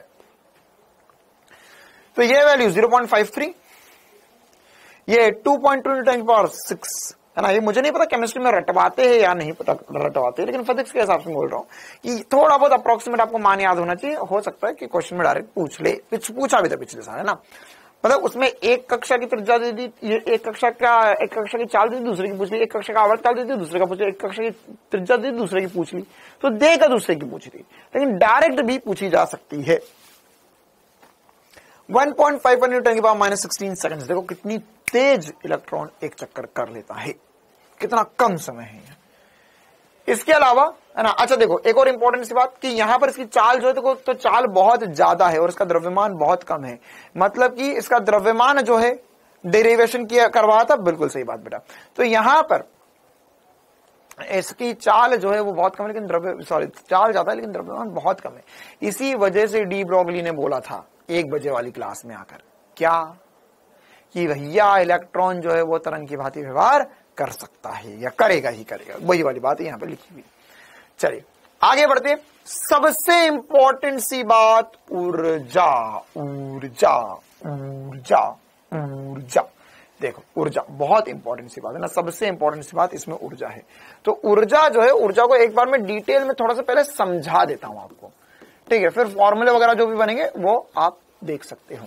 अभी जो मैं बातें बोलने जा रहा हूं वो हर जगह के लिए वैलिड है। मतलब कि देखो अभी हम पढ़ रहे हैं कि एक नाभिक है, उसके चारों ओर इलेक्ट्रॉन घूम रहा है। अच्छा, इसका और भी केसेस पॉसिबल हो सकते हैं। देखो ये एक्चुअल में वही वाली बात है, एक आवेश बीच में रखा हुआ है, दूसरा आवेश के गोल गोल गोल गोल गोल गोल घूम रहा है। या अभी हम गुरुत्वाकर्षण चैप्टर पढ़ेंगे आने वाले समय में, तो उस चैप्टर में हम ये बात देखेंगे कि अगर हमारे पास मान के चलो कि सूर्य है, सूर्य के चारों ओर कोई पृथ्वी चक्कर लगा रही है, ठीक है, या सूर्य के चारों ओर कोई दूसरा ग्रह चक्कर लगा रहा है, तो वह सब कुछ जो होगा वह कैसे होएगा, ठीक है, वह सब कुछ जो होगा वह कैसे होएगा। तो उनकी ऊर्जा जो है वो ऊर्जा जो है, तो इनकी जो ऊर्जा है वो ऊर्जा जो है वो हम कैसे निकाल सकते हैं वाली बात हम देख रहे हैं। चल, तो यहां पर कैसे निकलेगी इसकी ऊर्जा। तो ऊर्जा जो है, देखो इसकी ऊर्जा स्थितिज ऊर्जा, तो स्थितिज ऊर्जा का फॉर्मूला होता है कि Q1 Q2 बटे में R। अच्छा सर, या हम लिख सकते हैं यहां से, आप चाहो तो ये आपके पास ZE की वैल्यू है, E की वैल्यू आप उठा के यहां पर रख सकते हो। गतिज ऊर्जा हो जाएगी हाफ mv का स्क्वायर, द्रव्यमान है v, वेग अभी आपने निकाला था, वेग का भी फॉर्मूला मैंने बताया था, वो निकाला था आपने। और कुल ऊर्जा जो होगी वह होगी स्थितिज ऊर्जा प्लस गतिज ऊर्जा, ठीक है। अभी मैं इसके बीच में रिलेशन डिराइव नहीं कर पा रहा हूं, अभी तो मैं आपको सीधे बता रहा हूं, लेकिन जब मैं आपको गुरुत्वाकर्षण पढ़ाऊंगा उसमें मैं इसका रिलेशन आपको जरूर बताऊंगा, है ना, वो डिराइव भी करेंगे हम तब। क्यों? क्योंकि एक्चुअल में बात यह है कि अभी इसके डेरिवेशन में जाएंगे तो ये वेग या चाल वाल लिखा हुआ है, बहुत गंदा पद बन जाएगा और फालतू की मेहनत अलग, मजदूरी अलग हो जाएगी। ग्रेविटेशन में आसान से पदों में बनेगा तो ज्यादा अच्छे से हम कर पाएंगे। तो यहां पर जो संबंध आता है वो बहुत इंपॉर्टेंट सी बात है बेटा, ध्यान रखना कि इसमें जो कुल ऊर्जा, ये जब इलेक्ट्रॉन घूम रहा है इसके अपनी कक्षा में चारों ओर नाभिक के, तो इसकी कुल ऊर्जा बराबर होती है गतिज ऊर्जा की। मैंने लिखा है पे परिमाण अनुसार, क्या लिखा हुआ है? परिमाण अनुसार।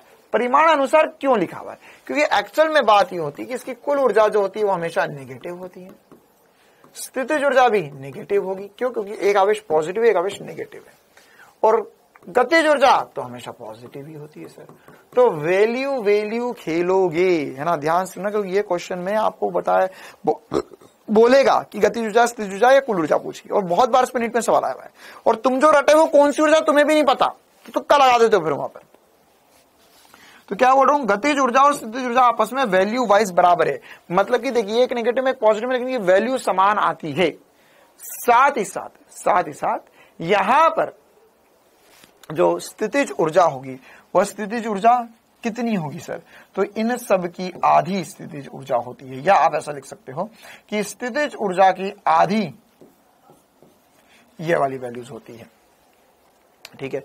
तो अगर मान के चलो कल को तुम्हें स्थितिज ऊर्जा निकालनी है, तो वो क्या होगी? स्थितिज ऊर्जा हो जाएगी सर वो कुल ऊर्जा की दुगनी होगी। ये होगा मल्टीप्लाई कर दिया, ठीक है। तो यहां पर जो हम ऊर्जा निकालते हैं, ये ऊर्जा nth कक्षा की जो कुल ऊर्जा होती है, ये आप सीधे सीधे वैल्यू याद रख लो, -13.6 इलेक्ट्रॉन वोल्ट जो होता है वो Z²/n² होता है, या E जो होता है वो होता है -13.6 Z²/n² इलेक्ट्रॉन वोल्ट। ठीक है ना। वैसे देखो यार, ईमानदारी वाली बात बताता हूं, मैक्सिमम जगहों पे ये चैप्टर नहीं पढ़ाया जाता है फिजिक्स में। क्यों? क्योंकि ये एग्जैक्टली केमिस्ट्री जैसा चैप्टर है। बहुत सारे टीचर बोल देते कि भैया तुम केमिस्ट्री से ही पढ़ लो, क्योंकि ये एकदम बिल्कुल जो केमिस्ट्री में पढ़ा वही का वही, और केमिस्ट्री में तो ये स्टार्टिंग में पढ़ते, तो बहुत ज्यादा डिटेल में मजे से पढ़ते ये चीजें। ठीक है, तो कोई दिक्कत वाली बात नहीं है, आप बस यहाँ पे फॉर्मूले देख लो, इस पर हम क्वेश्चंस करेंगे। हाँ भाई, तो इसमें ये कौन सी ऊर्जा होती है? ये कुल ऊर्जा होती है। एक तरीके से आपका रिवीजन हो रहा है ये कुल ऊर्जा। अच्छा, तो सर गतिज ऊर्जा क्या होगी? गतिज ऊर्जा जो होगी वो 13.6 Z²/n² होगी। देखो मैंने नेगेटिव नहीं लगाया। अच्छा सर, स्थितिज ऊर्जा क्या होगी? स्थितिज ऊर्जा इसकी डबल होगी स्थितिज ऊर्जा। तो स्थितिज ऊर्जा कितनी होगी? ये हो जाएगी -27.2 Z²/n² इलेक्ट्रॉन वोल्ट में। तो क्वेश्चन में क्या पूछा है वो बहुत इंपॉर्टेंट है, वो आपको बहुत ध्यान से समझना होगा और सुनना भी होगा। अच्छा, इसी प्रकार से यहां पर हर एक कक्षा की ऊर्जा जरूर आपको याद होनी चाहिए कि फर्स्ट कक्षा की अगर मैं हाइड्रोजन ले रहा हूं तो n=1 पर, n=2 पर, n=3 पर ऊर्जा क्या क्या होगी। चलिए, एक और पहली बात मुझे बता दीजिए कि अगर मान के चलो इलेक्ट्रॉन है जो पहली, दूसरी, तीसरी कक्षा, चौथी कक्षा, पांचवी कक्षा में जाएगा, तो जैसे जो कक्षाओं की संख्या बढ़ेगी तो उसकी कुल ऊर्जा बढ़ेगी, घटेगी या नियत रहेगी। चलिए सवाल शुरू करते हैं, कुछ थ्योरेटिकल सवाल करते हैं। n का मान बढ़ाने पर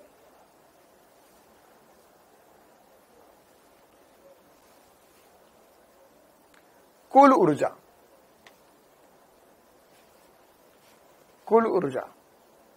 बढ़ेगी, घटेगी या नियत रहेगी? हाँ, कुल ऊर्जा सर देखो सर, ये very easy question sir. n का मान बढ़ाओगे तो कुल ऊर्जा बढ़ेगी? नहीं, एक्चुअल में नहीं सर, घटेगी। हाँ सर घटेगी। क्यों सर? क्योंकि n का मान बढ़ाओगे तो ये तो घट जाएगा। हाँ सर, बिल्कुल सही बात, बिल्कुल सही बात, सोच लो। हाँ, लेकिन सर ये माइनस साइन भी तो लगा हुआ है। बिल्कुल बेटे, ये नेगेटिव ऊर्जा है। यहां पर जीरो जो है वो अनंत पर हो रही है, तो अगर अनंत पे जीरो है तो यहाँ नेगेटिव, तो नेगेटिव से जीरो की तरफ जाएंगे तो क्या हो रही है? बढ़ रही है। तो n की वैल्यू बढ़ाने पर कुल ऊर्जा बढ़ती है, स्थितिज ऊर्जा बढ़ती है और गतिज ऊर्जा घटती है। ध्यान रखना, क्योंकि सर दूर जाएगा तो हमें पता है सर चाल घटेगी तो गतिज ऊर्जा घटेगी। क्लियर है कहानी? अरे बोल लाला। चल आगे बढ़ते हैं, कोई बात नहीं। अब इस पर कुछ सवाल कर लेते हैं हम फटाफट, है ना। जो मैंने सब कुछ बताया उसी पर आधारित सवाल आए हुए हैं नीट में, और उसी कंसेप्ट पर क्वेश्चंस पूछे जाते हैं इसमें। चलिए, तो ये सवाल मैक्सिमम जो सवाल है वो आप लोग खुद से ही करके बताओगे मुझे। पहला सवाल है नीट 2023 का। हाँ भाई, my work is over, I go, tata bye bye, अब डू क्वेश्चन। चलो पहला सवाल बताओ, क्वेश्चन पढ़ो, जवाब बताओ।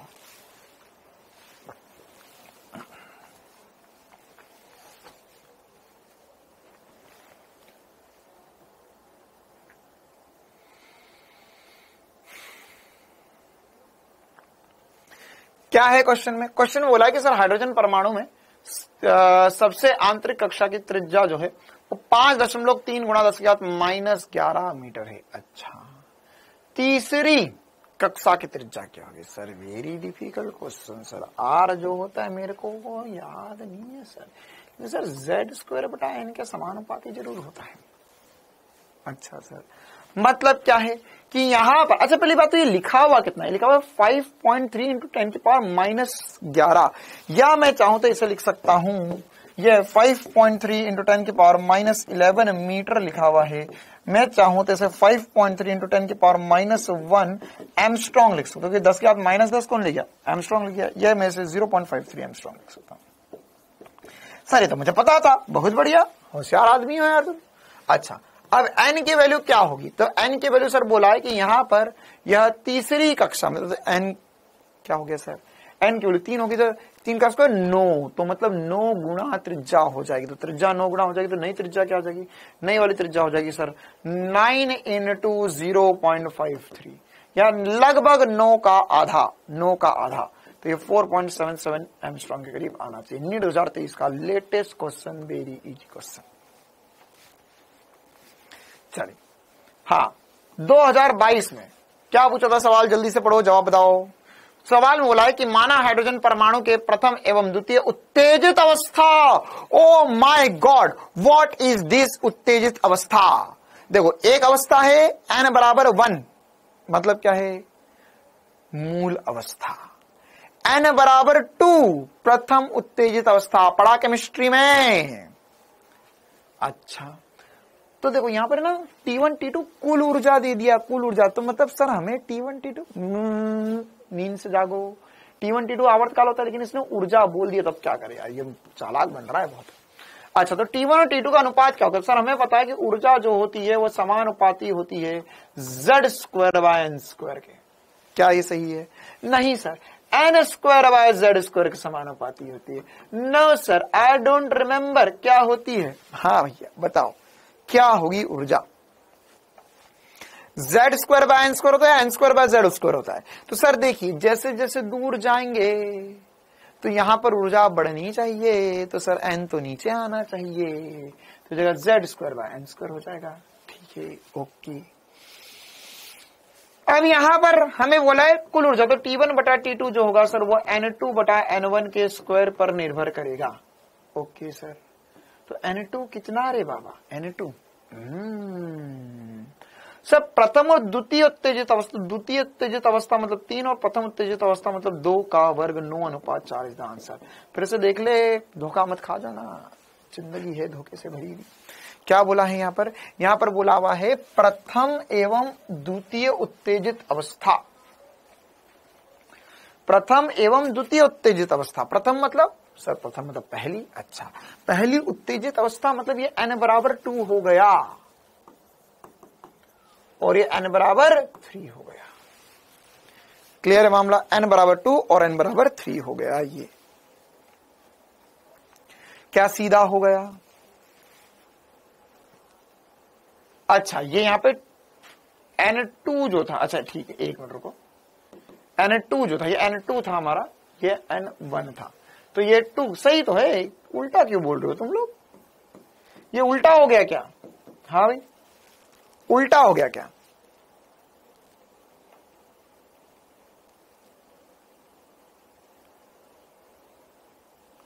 अरे उल्टा है या सीधा है, सही है, चलो ठीक है भैया। नीट 2020 में देखो, अब ये इस पे मैं ज्यादा सवाल नहीं करवाऊंगा क्योंकि तुमने इसके बहुत सारे सवाल केमिस्ट्री में कर लिए, मैं बहुत सारे होमवर्क में भी दे दूंगा, बाकी एग्जैक्ट सेम कॉपी पेस्ट सवाल होते हैं, इसमें कोई दिक्कत वाली बात नहीं है। चलो अगला सवाल, नीट 2020 का सवाल, जल्दी से बताओ क्या होगा। हाइड्रोजन परमाणु की nवीं कक्षा में कुल ऊर्जा किसके बराबर, ये पूछते क्या नीट में, हाँ देखो 2020 में पूछा गया सवाल है। -13.6 z की वैल्यू 1 होगी तो Z² हो गया। चलो हाँ, इसमें और भी बहुत सारे सवाल होंगे, बस ऐसे ही बेसिक से ही सवाल होते हैं, इसके ऊपर और सवाल नहीं आते। अब हमें इसमें क्या पढ़ना है, अब हमें पढ़ना है इसमें हाइड्रोजन स्पेक्ट्रम। क्या पढ़ना है हमें, हाइड्रोजन स्पेक्ट्रम। n बराबर 2 कैसे आया बेटा, आप मतलब कौन सी कक्षा से पढ़े लिखे हो, क्या बोला यहां पर, हाइड्रोजन परमाणु में प्रथम एवं द्वितीय उत्तेजित अवस्था, उत्तेजित अवस्था मतलब केमिस्ट्री में उत्तेजित अवस्था भी नहीं पढ़ा क्या, उत्तेजित अवस्था मतलब क्या है कि यह n बराबर 1 होगा तो यह n बराबर 2 होगा, यह मूल अवस्था हो गई, n बराबर 3 होगा तो उत्तेजित अवस्था पहली ये होती है, दूसरी ये उत्तेजित अवस्था होती है। चलो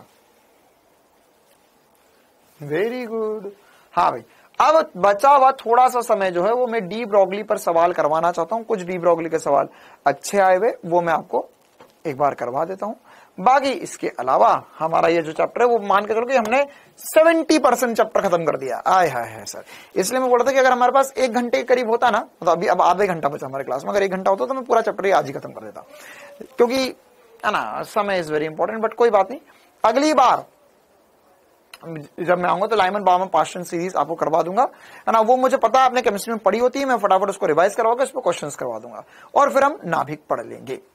चल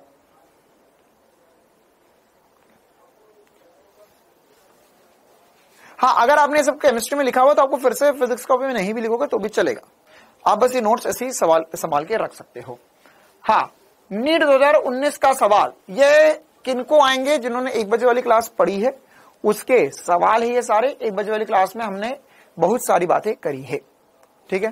चलो, तो पहला सवाल है, एक प्रोटॉन तथा एक अल्फा कण विरामावस्था से समान ऊर्जा तक त्वरित किए जाते हैं, मतलब उनकी समान गतिज ऊर्जा समान हो गई है। बिल्कुल सही बात, गतिज समान ऊर्जा मतलब कौन सी ऊर्जा होगी, गतिज ऊर्जा तक त्वरित होंगे। तो हमें पता है लैम्बडा बराबर होगा सर h अपॉन में √2m इंटू काइनेटिक एनर्जी, मतलब मैं लिख सकता हूं लैम्बडा 1 अपॉन में लैम्बडा 2, या मेरे पास क्या है, एक प्रोटॉन है एक अल्फा कण है, तो क्या हो जाएगा सर लैम्बडा प्रोटॉन बटे में लैम्बडा अल्फा कण बराबर होगा √m अल्फा अपॉन में m प्रोटॉन। बस इसको सॉल्व करना है, आसान सी बात है सर। यहाँ पे अल्फा कण का द्रव्यमान 4 गुना होता है प्रोटॉन के, तो ये m से m कट गया, √4 मतलब 2 अनुपात 1 आंसर आ गया, 2 अनुपात 1 आंसर आ गया। चलिए आगे बढ़ते इसी प्रकार से। अच्छा, ये वाला तो हो गया था हमारा, हाँ ये वाला सवाल भी हो गया था, ठीक है। ये वाला सवाल बताओ, नीट 2020 में एक और पूछा गया था, 144 इलेक्ट्रॉन वोल्ट गतिज ऊर्जा से गतिमान किसी इलेक्ट्रॉन को गतिमान इलेक्ट्रॉन की डी ब्रोगली तरंग दैर्ध्य क्या होगी, दे ब्रोगली तरंग दैर्ध्य क्या होगी। वहां T1 बटा T2 पूछा तो 4/9 आएगा। अच्छा, ये अभी तक वहीं अटके हुए हैं कुछ बच्चे हैं, देख लेते बेटा। T1 अनुपात T2 ही पूछा है, तो मैंने भी तो T1 अनुपात T2 ही लिखा है। T जो होगा व्यक्त क्रमानुपाती है N के, तो उल्टा करना पड़ेगा, T1/T2 N2/N1 का स्क्वायर होगा, तो यही लिखा है बेटा। चलिए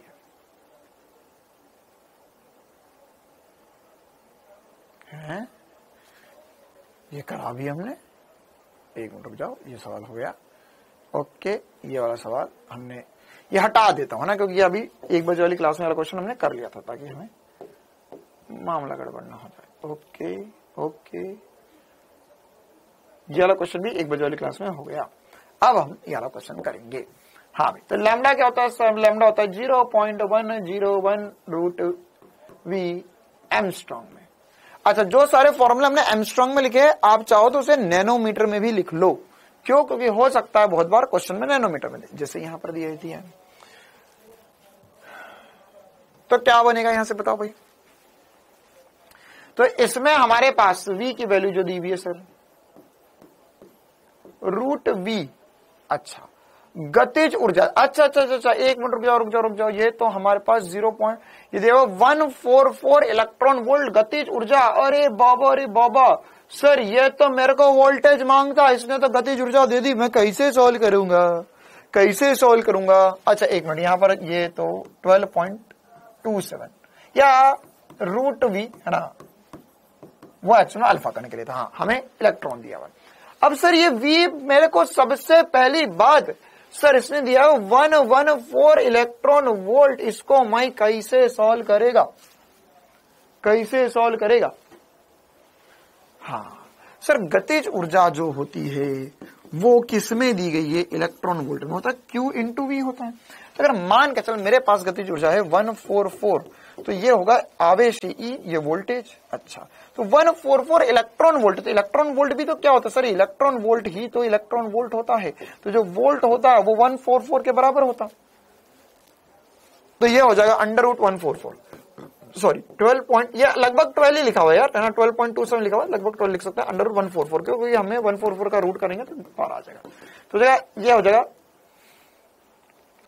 12.2, तो नीचे हो जाएगा, कितना हो जाएगा सर, ये हो जाएगा 12, हाँ भाई, इसको सॉल्व करो, कितना आएगा सर? एक और just a minute, what I से यू से। बिल्कुल, देखो एक काम कर सकते हैं, इस एमस्ट्रॉन्ग को नैनोमीटर में भी लिख सकते हो। मैंने आपको अभी 1 बजे वाली क्लास में बताया था कि ये वाला फॉर्मूला जो है नैनोमीटर में क्या लिख सकते हो?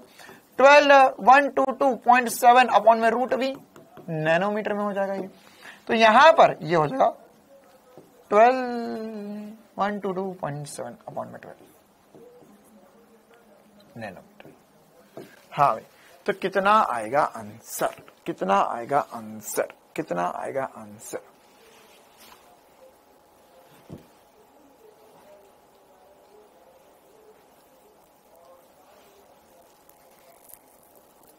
कितना आएगा आंसर? अच्छा, ये सर यहां पर एमस्ट्रॉन्ग से हमने ये छोटा किया है, नहीं सर ये बड़ा किया, तो नंबर छोटा होगा, तो ये जगह 1.227 होगा। ओके, तो यहां पर भी होना चाहिए सर 1.227।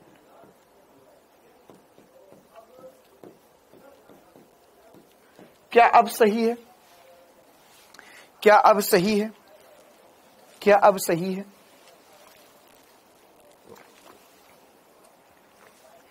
क्या ट्रिक है सर इसके लिए? कैसे समझते हैं इस चीज को हम? तो इसको ऐसा समझा जाता है, क्या ट्रिक है कि सर नैनोमीटर और एमस्ट्रॉन्ग, सर इसमें बड़ा कौन है? इसमें बड़ा कौन है सर? नैनोमीटर और एमस्ट्रॉन्ग में सर एमस्ट्रॉन्ग छोटा है, नैनोमीटर बड़ा, तो सर यहां पर अगर ये बड़ा होगा तो संख्या छोटी करनी पड़ेगी, तो वहां पे 1.227 आना चाहिए। अच्छा, अब ये कैसे निकालेंगे रे आंसर? जल्दी बताओ, जल्दी बताओ, जल्दी बताओ। क्या आ रहा है? सेकंड आएगा, फर्स्ट आएगा, और कोई? देखो कैसे कर सकते हैं यहां पर अब इसे सॉल्व। सर लैम्डा की वैल्यू बतानी है सर, ये तो नैनोमीटर में पड़ गया सर, हाथ धो के पीछे। एक काम करना, तो इसे लिख ले 1227 अपॉन में 12, 10 की घात -3। हाँ सर, वेरी गुड। क्यों? यहाँ पे से 3 जीरो उड़ेंगे, 3 जीरो उड़ेंगे तो 10 की घात -3 आ जाएगा। ये कितना है? तो यार मैं इसको लगभग है ना 0 लिख सकता हूँ। मैं 27 को अगर मैंने ये क्या 1227 है, मैं इसको 1200 मान लेता, 1200 मान लेता तो 100 आता, तो क्या 101 के करीब आ जाएगा सर। 101 या 102 दिया हो तो चल ठीक है भाई, तेरी बात मान लेते, 102 ले ले। फिर हमने बताया सर 100 से थोड़ा सा ज्यादा आएगा, 100 से थोड़ा सा ज्यादा आएगा। क्लियर है मामला?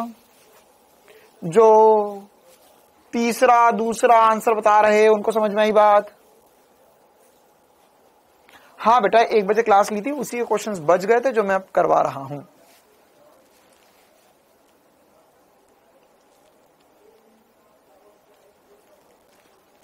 चलिए आगे बढ़ते हैं।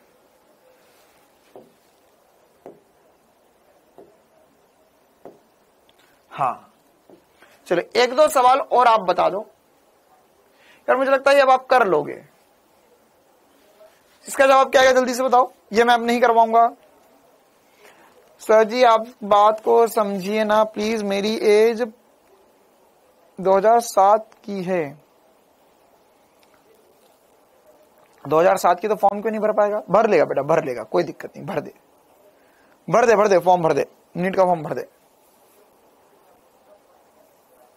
एक बार और थोड़ी देर समझा दीजिए। बिल्कुल सर बेटा हम समझाएंगे, लेकिन आप उसके लिए हमारे पास आइए। कहाँ आइए? ये वाली क्लास बंद कीजिए और वो जो रिकॉर्डेड क्लास दिख रही है ना उसको जाके देखिए, तब मैं ही समझाऊंगा, चिंता ना करो, मैं ही खड़ा रहूंगा वहां पे आपके लिए। हाँ भाई, तो क्या होगा इसमें? इसमें होगा 100 वोल्ट। तो सर तो वही वाली कहानी है, लैम्डा बराबर होगा 12 अपॉन में रूट वी, है ना। अगर ये नहीं है बेटे, केमिस्ट्री में पढ़ते हो आप ये ना, एक्चुअल में 2-3 दिन जो हम पढ़ रहे हो एक्चुअल में केमिस्ट्री ही है एक तरीके से।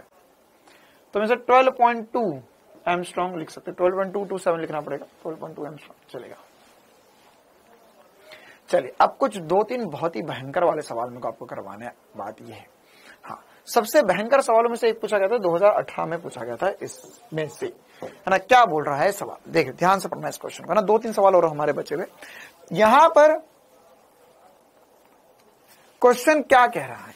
क्वेश्चन कह रहा है कि प्रारंभिक वेग v बराबर v0 आई कैप, मतलब कि x अक्ष की दिशा में v0 वेग से और m द्रव्यमान का कोई इलेक्ट्रॉन किसी विद्युत क्षेत्र जो माइनस आई कैप E0 माइनस आई कैप दिशा में है में प्रवेश करता है। यदि प्रारंभ में इस इलेक्ट्रॉन की डी ब्रोगली तरंग दैर्ध्य लैम्डा नॉट है, तो समय t पर इसकी डी ब्रोगली तरंग दैर्ध्य क्या आ जाएगी? मतलब ये क्या है? देखो क्वेश्चन ये कहना चाह रहा है कि अभी आपके पास एक इलेक्ट्रॉन है, मैंने बोला हाँ बिल्कुल इलेक्ट्रॉन है, तो इलेक्ट्रॉन चल रहा है तो इसके से संबंधित तरंग दैर्ध्य लैम्डा नॉट है। अब अगर ये इलेक्ट्रॉन एक विद्युत क्षेत्र में गति करता है, अच्छा सर, तो विद्युत क्षेत्र कहाँ है? इस दिशा में, ई नॉट इस दिशा में विद्युत क्षेत्र है। कण कहां जा रहा है? सर कण जो है इस दिशा में जा रहा है। सबसे पहली बात तो ये बताओ कि जब इलेक्ट्रॉन विपरीत दिशा में गति करेगा, इलेक्ट्रिक फील्ड की विद्युत क्षेत्र की विपरीत दिशा में गति करेगा, तो इसका वेग बढ़ेगा घटेगा या नियत रहेगा? पहले तो ये बताओ। नहीं बेटा प्लीज, मैं रिवाइज नहीं करवाऊंगा, मैं नहीं करवाऊंगा रिवाइज। आप कृपया करके जो पुरानी क्लास हो चुकी है उसको जाके देखिए। बहुत दिन पहले पढ़ाया होता तो बात थी, कुछ घंटे पहले ही पढ़ाया मैंने, तो इसमें मेरी गलती नहीं है और ना ही जो दूसरे बच्चे जो रेगुलर क्लास करने आते हैं उनकी गलती है। आप मानिए कि आपकी गलती है, आप चाहे तो ये वाली क्लास बंद कर दीजिए, कोई दिक्कत नहीं, मैं 10-15 मिनट और पढ़ाऊंगा और उसके बाद में तब तक आप जाके 1 बजे वाली क्लास देख लीजिए। उसमें भी मतलब देखो 1 बजे वाली क्लास में भी ज्यादा नहीं पढ़ा पाया था मैं, एक्चुअली ये उसी समय हो जाता है, लेकिन कुछ अवरोधों की वजह से हमारी क्लास के बीच बीच में कुछ अवरोध आते रहे, रुकावटें आती रही, तो पूरी क्लास नहीं, मतलब पूरा टाइम नहीं पढ़ पाया। तो वैसे मुश्किल से आधा घंटा ही पढ़ाया ठीक ठाक तरीके से मैंने उसमें। चलो अब क्या होगा यहां पे बताओ भाई। हाँ, यहां पर विद्युत क्षेत्र इस दिशा में, वेग इस दिशा में, तो यह बढ़ जाएगा। क्यों? क्योंकि एक्चुअल में इलेक्ट्रॉन नेगेटिव आवेश तो विद्युत क्षेत्र के विपरीत दिशा में त्वरित होता है। तो अगर वेग बढ़ेगा तो तरंग दैर्ध्य क्या होगी? सर तरंग दैर्ध्य घटेगी। क्यों? क्योंकि लैम्डा बराबर होता है h/mv।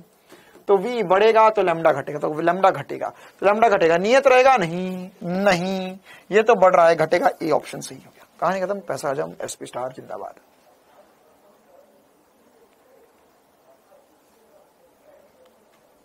अवरोध नहीं प्रतिरोध आ गए थे, बहुत ही बढ़िया। चलो, तो ये एसपी स्टार द्वारा आप इस सवाल को सेट कर सकते हो 10 सेकंड में, आपके पास अगर लॉजिक है ठीक ठाक तो। लेकिन अब करना कैसे, सॉल्व कैसे होगा ये सवाल देख लेते हैं यार एक बार। सॉल्व कैसे होगा, असली सॉल्यूशन क्या है? तो अब हमें निकालना पड़ेगा इसका वेग। यह होता है v बराबर u प्लस at होता है। क्यों कर रहे हो सर? क्योंकि समय के साथ चाल बढ़ रही है, गति का पहला समीकरण लगाना पड़ेगा। अच्छा, प्रारंभिक वेग है v0, त्वरण जो होगा उसका होगा ई बटे में m इंटू टी। ये कहां से आ गया सर? त्वरण ई बटे में m इंटू टी कहां से आ गया सर? ये त्वरण देखो, हमें पता है सर बल जो होता है किसी भी आवेशित कण पे वो आवेश गुणा विद्युत क्षेत्र होता है, और बल को लिख सकते हैं द्रव्यमान इंटू त्वरण। तो त्वरण जो हो जाएगा वो हो जाएगा ई बटे में m आ जाएगा, इंटू टी कर दिया, त्वरण आ गया। अच्छा सर, बहुत ही बढ़िया। हाँ, डायमेंशनली भी सॉल्व कर सकते हो, लेकिन हाँ डायमेंशनली भी देख सकते हो, है ना। लेकिन बात यह कि अगर आप लॉजिक के साथ जाओगे तो फर्स्ट ऑप्शन पहले ही हो चुका है। चलिए अब यहां पर हम कैसे सॉल्व करेंगे सर? इससे नया लैम्डा कैसे निकालते? तो नया लैम्डा हो जाएगा सर h/m v नया वाला। अच्छा सर, तो सर एक काम करते हैं, हमें पता है कि यहां पर लैम्डा जो व्यक्तक्रमानुपाती है वेग के, तो हम लिख सकते हैं पुराना वाला नया वाला लैम्डा बटे में पुराना वाला लैम्डा बराबर होना चाहिए पुराना वाला वेग बटे में नया वाला वेग, व्यक्तक्रमानुपाती है लैम्डा, है ना। तो यहां पर λ1 बाय λ2 बराबर का v2 बाय v1, ये λ2 बाय λ1 बराबर का v1 बाय v2 के। तो नया वाला लैम्डा जो आ जाएगा पुराना वाला लैम्डा ऊपर जाएगा। अच्छा सर, v0 भी है ऊपर, ये v की वैल्यू रख दो तो जाएगा v e बटे में m इंटू टी। यही वाला आंसर ये लिखा हुआ है सर, ये तो मैच नहीं कर रहा है, कर जाएगा। देख, इसमें से v0 कॉमन ले ले, तो v0 कॉमन लेगा तो क्या हो जाएगा लैम्डा नॉट v0 अपॉन में v0 कॉमन हो गया, यहां पे बचा 1 प्लस इसमें से v0 गायब होगा ई बटे में m into v0 t। v0 से v0 कट गया, ये आंसर आ गया। क्लियर है मामला? तो ये एक और इंपॉर्टेंट सा क्वेश्चन था, मैंने दोनों तरीके बता दिए, फुल मेथड भी बता दिया, एसपी स्टार भी बता दिया आपको। चलिए, और भी एक और मजेदार सवाल पूछा गया था नीट 2021 में ना, 2-3 मजेदार सवाल थे इसमें, बाकी सब तो आसान से सवाल ही थे।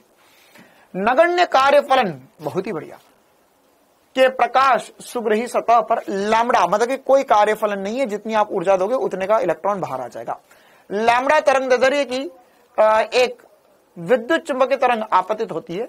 इस सतह से उत्सर्जित m द्रव्यमान के फोटो इलेक्ट्रॉन की डी ब्रोगली तरंग दैर्ध्य लैम्बडा डी क्या होगी, है ना। आपके पास 4 ऑप्शन है। इस क्वेश्चन को आप विमीय रूप से भी सॉल्व कर सकते हो, कोई दिक्कत वाली बात नहीं है। विमीय रूप से भी कर लो, बहुत जल्दी आंसर आ जाता है। सर विमीय रूप से कैसे कर सकते हैं बताइए जरा।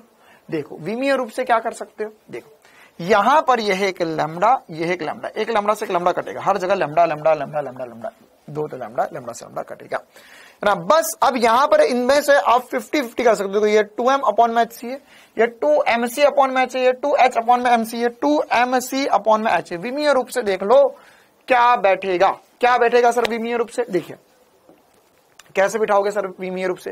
हमारे पास ऐसा कोई संबंध है क्या जिसमें m हो, h हो, c हो। हाँ सर है तो सही। हमें पता है कि यहां हमारे पास जो फोटोन होता है, फोटोन का द्रव्यमान, किसी को फोटोन के द्रव्यमान का फॉर्मूला याद है? फोटोन के द्रव्यमान का फॉर्मूला याद है किसी को? हाँ भाई, फोटोन के द्रव्यमान का फॉर्मूला बताएंगे। फोटोन के, ये सवाल बढ़िया सवाल है, इसमें 2-3 चीजें लिंक कर पूछी थी। फोटोन के द्रव्यमान का फॉर्मूला, हाँ याद है तो बताओ भैया। लैम्बडा अपॉन में HC, अच्छा H अपॉन में लैम्बडा C, और कोई? ये मैं नहीं बता रही, जो बच्चे ऑप्शन बता रहे वो बता रहा हूं मैं, है ना।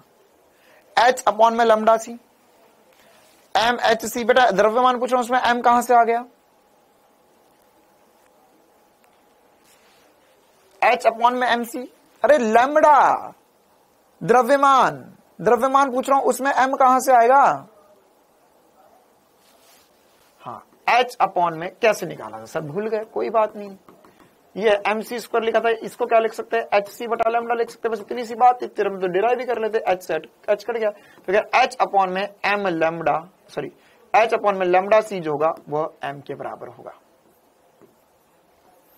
ठीक है, अब विमीय रूप से सेट कर लो, M की वैल्यू रख के देख लो। मतलब मैं कुल मिला के ऐसा लिख सकता हूं, मैं कुल मिला के ऐसा लिख सकता हूं क्या कि सर यहां से H, मैं ऐसा बोल सकता हूं सर कि यहां पर H अपॉन में MC बराबर होगा लैम्बडा के।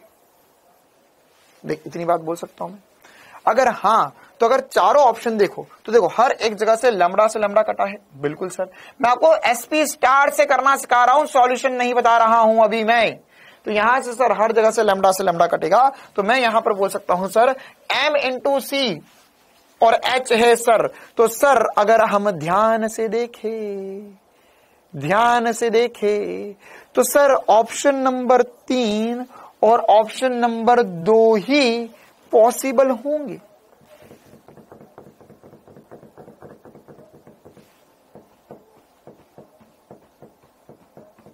क्यों? क्योंकि देखो सर यहां फोर्थ वाला पॉसिबल क्यों नहीं? H अपॉन में MC, तो H अपॉन में MC तो खुद ही लैम्बडा सर। तो यहां पर हो जाएगा एक लैम्बडा ये हो जाएगा, एक लैम्बडा ये हो जाएगा, एक लैम्बडा स्क्वायर ये हो जाएगा। तो सर ये तो बराबर हो ही नहीं कभी, तो ये ऑप्शन पॉसिबल ही नहीं है। अच्छा फिर क्या है सर? H अपॉन में सर ये HC, नहीं सर ये तो कुछ डायमेंशन ही नहीं बैठ रही है, तो मतलब धुतकार दिया जाए इसको। तो चलिए अब क्या 3 और 4, यस 2 और 3 एक जैसे है? बिल्कुल। क्या एक जैसे है? बिल्कुल हाँ सर। अब ये दोनों एक जैसे, मतलब विमीय रूप से 3 और 4, 2 और 3 में से कोई ऑप्शन होगा।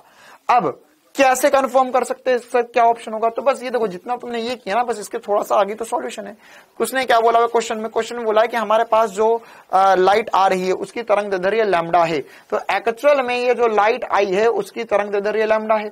बिल्कुल सही बात सर। ये लैम्बडा क्या लिखा हुआ है? लैम्बडा जो है वो मैंने किसके लिए लिखा गया? ये जो मेरे पास लाइट है उसकी वेवलेंथ है, ये तो जो लाइट है उसकी वेवलेंथ है ये तो। हाँ सर, तो ये लाइट के लिए लिखी गई ये बात। अच्छा अब हमारे पास वहां से जो इलेक्ट्रॉन बाहर आएगा उसकी डी ब्रोगली तरंग दैर्ध्य। अच्छा इलेक्ट्रॉन की डी ब्रोगली तरंग दैर्ध्य सर, तो इसे लिख सकते हैं हम H अपॉन में mv लिख सकते हैं। क्या लिख सकते हैं? H अपॉन में mv लिख सकते हैं सर। बिल्कुल सर, H अपॉन में mv लिखा जा सकता है ये, है ना। और यहां पर ये v कहां से, देखो इसका सॉल्यूशन जो है थोड़ा सा एक दो स्टेप का होता है ना। तो यहां पर ये v कहां से आएगा, सोचो कि जो इलेक्ट्रॉन बाहर आ रहा है, यहां पर फोटोन आए टकराए, फोटोन की कहानी आपने खत्म कर दी, ये फोटोन की कहानी थी। अब कैसे मैं निकाल सकता हूं कि वो जो इलेक्ट्रॉन बाहर आया है, वो इलेक्ट्रॉन जो बाहर आया है, इलेक्ट्रॉन जो बाहर आया है, उस इलेक्ट्रॉन की चाल क्या होगी। सर मुझे आइंस्टीन भैया एक दिन आए और बोल के गए थे अधिकतम गतिज ऊर्जा जो होती है वो दी गई ऊर्जा के बराबर होती है और कार्यफलन भी होता है, लेकिन क्वेश्चन वाले ने तो बोला सर कार्यफलन तो है ही नहीं। बहुत ही बढ़िया, तो ये जगह हाफ mv² बराबर होगा दी गई ऊर्जा के। अच्छा सर, और ऊर्जा कितनी दी है, hc/λ दी गई है। ऊर्जा कितनी दी है, hc/λ दी गई है, ये फोटोन ने दी है हमारी। तो यहां पर हम बस अब ये वाली वैल्यू उठा के यहां पर रख लो, ये वाली वैल्यू उठा के यहां पर रख लो और पूरे को सॉल्व कर लो। जगह हाफ m, अच्छा सर v का स्क्वायर, तो जगह h/ में, ये देख v की वैल्यू लिख रहा हूं, ये v की वैल्यू क्या आएगी यहां से, h/ में m इंटू λd का स्क्वायर बराबर होगा hc/λ। इस इक्वेशन को सॉल्व करके आप आंसर लेकर आ सकते हो, मतलब λd का सर स्क्वायर होएगा, λd का स्क्वायर होगा, तीसरा ऑप्शन सही आ जाएगा। क्या किया मैंने, फिर से देख लो। ये तो मैं आपको SP स्टार से सिखा रहा था, विमाय लिखना सिखा रहा था। अब ये इसका इतना सा सॉल्यूशन क्या है। सॉल्यूशन में क्वेश्चन में बोला गया है हमें सर कि हमारे पास जो फोटोन आया है उसके लिए लैम्डा तरंग दैर्ध्य और जो इलेक्ट्रॉन बाहर आया उसके लिए λd तरंग दैर्ध्य। तो λd बराबर होगा h/mv। बिल्कुल सर, यहाँ पे इसका संवेग देखो, तुम चाहो तो संवेग या तो फिर इसकी गतिज ऊर्जा के रूप में ही सीधे सीधे भी लिख सकते थे। क्या लिख सकते थे फॉर्मूला, गतिज ऊर्जा का फॉर्मूला हो जाता sir h/√2m into kinetic energy. और काइनेटिक एनर्जी जो है वो कहां से आएगी सर, काइनेटिक एनर्जी पता है हमें पता है कि जो हमारे पास फोटोन आके टकराता है वही काइनेटिक एनर्जी देता है, लेकिन कार्यफलन तो है ही नहीं। उसने बोला नगण्य कार्यफलन, मतलब कि जो फोटोन आके टकराया उसकी ही पूरी ऊर्जा इलेक्ट्रॉन को मिल गई। तो इलेक्ट्रॉन को मिली गई ऊर्जा हाफ mv² गतिज ऊर्जा। आप चाहते तो गतिज ऊर्जा ये यहाँ पर सीधे सीधे भी रख सकते थे, उसको स्क्वायर करके सॉल्व कर लेते। बाकी मैंने जो किया वो भी एक तरीके से वही है, हाफ mv²। तो ये v की वैल्यू क्या आएगी, h/m λd आएगी। अच्छा सर, इसका स्क्वायर बराबर होगा hc/λ, यहाँ से h से h कट जाएगा, एक m से m कट जाएगा, सॉल्व कर लो आंसर आ जाएगा। क्लियर है मामला। चलिए बाकी तो इस पे आए जो सवाल वो बिल्कुल ही तुच्छ कोटि के सवाल, जैसे अब ये क्वेश्चन में बोला 1.5 × 10⁸ मीटर/सेकंड की गति से गति कर रहे इलेक्ट्रॉन की डी ब्रोगली तरंग दैर्ध्य फोटोन के बराबर है। अच्छा ओके, फिर बोला है इलेक्ट्रॉन की गतिज ऊर्जा तथा फोटोन की ऊर्जा का अनुपात क्या आएगा। कर पाओगे ये क्वेश्चन, कुछ अच्छे सवाल देख, इसमें जो अच्छे सवाल है वही करवा रहा हूं, बाकी इस पे ऐसे नॉर्मल से जो सवाल है वो तो आपको मैंने बता ही दिए है। अच्छा देखो एक और बात, ये नीट 2016 का जो सवाल है ना, और आपने जो नीट 2021 का सवाल किया वो दोनों एक ही सवाल पूछे गए थे। मजेदार सी बात,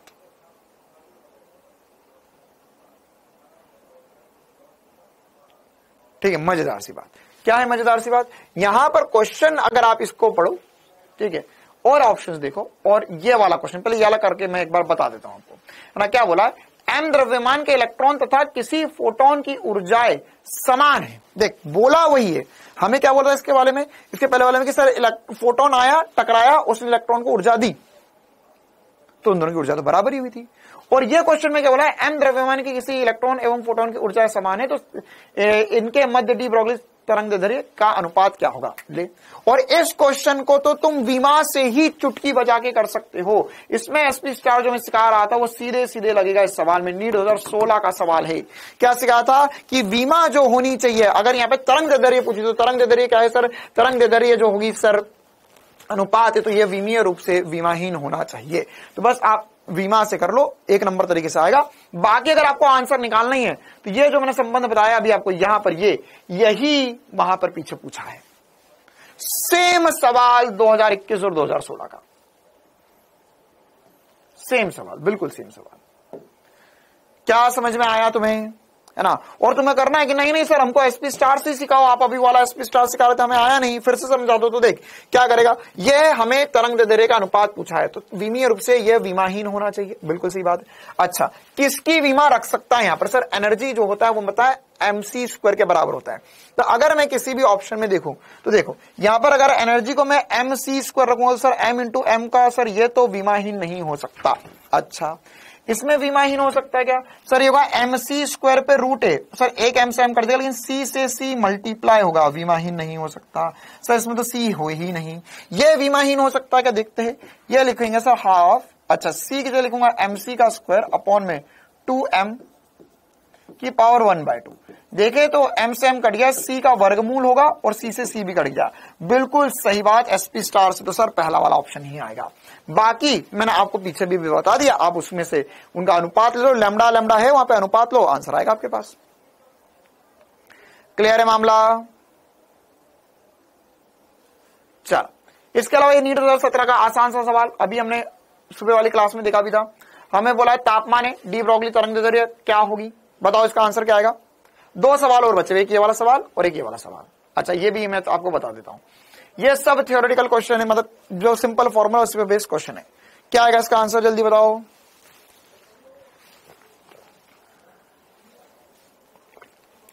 परमाणु में जितने मैंने सूत्र बनाए सारे याद रखने।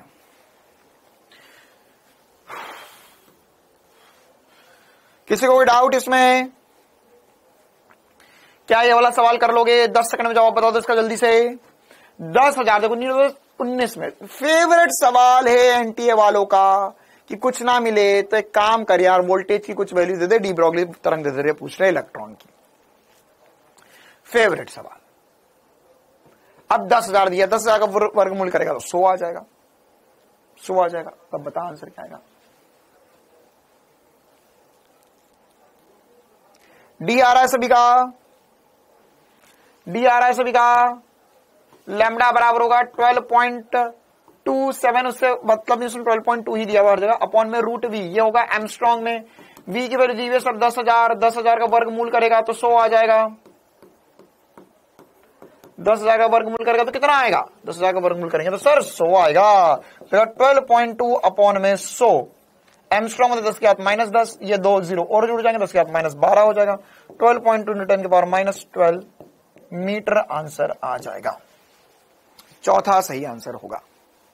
चलिए एक और सवाल ये वाला बचता है हमारे पास। हमें यहां पर बोला गया है कि 1.5 न्यूटन की पावर 8 मीटर पर सेकंड से गति कर रहे इलेक्ट्रॉन की डी ब्रोगली तरंग दैर्ध्य। अच्छा सर यहां पे इलेक्ट्रॉन के लिए हमें बोला गया है कि इलेक्ट्रॉन की गति दी गई है, ओके सर, से गति कर रहे इलेक्ट्रॉन की डी ब्रोगली तरंग दैर्ध्य फोटोन के बराबर है। अच्छा सर फिर बोला है कि इलेक्ट्रॉन की गतिज ऊर्जा तथा फोटोन की ऊर्जा का अनुपात क्या होगा। क्या ये एक और बहु मुश्किल सवाल कर पाओगे आप।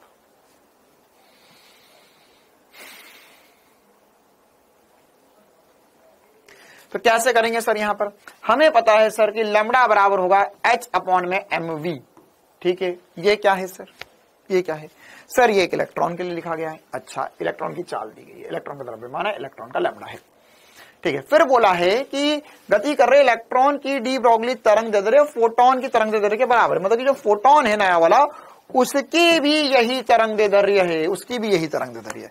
हमसे पूछा है, हमें पूछा है इलेक्ट्रॉन की गतिज ऊर्जा। अच्छा सर इलेक्ट्रॉन की गतिज ऊर्जा, ऊर्जा इलेक्ट्रॉन की बटे में ऊर्जा फोटोन की, उनका अनुपात पूछा है। इलेक्ट्रॉन की गतिज ऊर्जा होगी हाफ mv स्क्वायर, इलेक्ट्रॉन की गतिज ऊर्जा क्या होगी हाफ mv स्क्वायर, फोटोन की ऊर्जा होगी hc बटे में लैम्डा होगी सर, ओके। अब आपको क्या करना है, अब आपको यहां पर इसका यूज कर इसको सॉल्व करना है। कैसे यूज कर रहे हैं सर, हम कैसे सॉल्व कर सकते हैं। तो देखो यार यहां से v की वैल्यू उठा के इसमें रख दो, लैम्डा से लैम्डा कटेगा, सब कुछ कटेगा, है ना। या आप चाहते थे हाफ mv स्क्वायर ना लिखते हुए इस फॉर्मूले को ऐसा भी लिख सकते थे। कैसा लिख सकते थे सर, लैम्डा बराबर होगा h अपॉन में √2m इंटू काइनेटिक एनर्जी। यहां से काइनेटिक एनर्जी इलेक्ट्रॉन की निकालो, उसकी वैल्यू यहां पर रख दो, अनुपात ही तो लेना, जैसी आपकी इच्छा वैसे कर लो।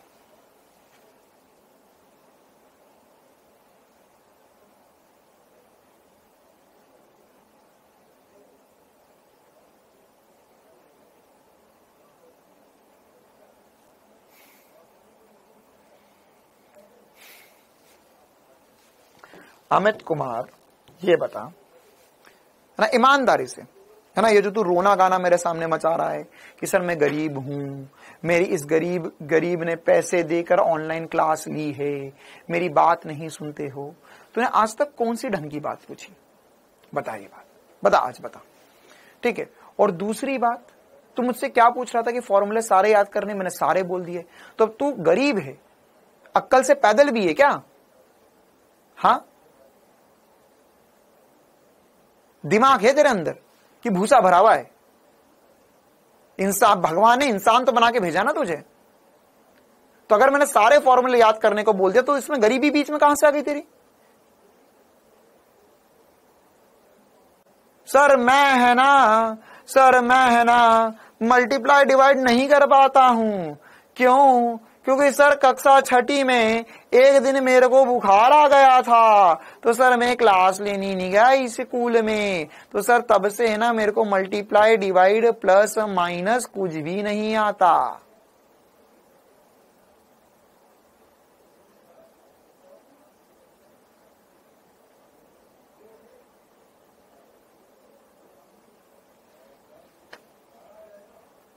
क्या होगा ऐसा इसका?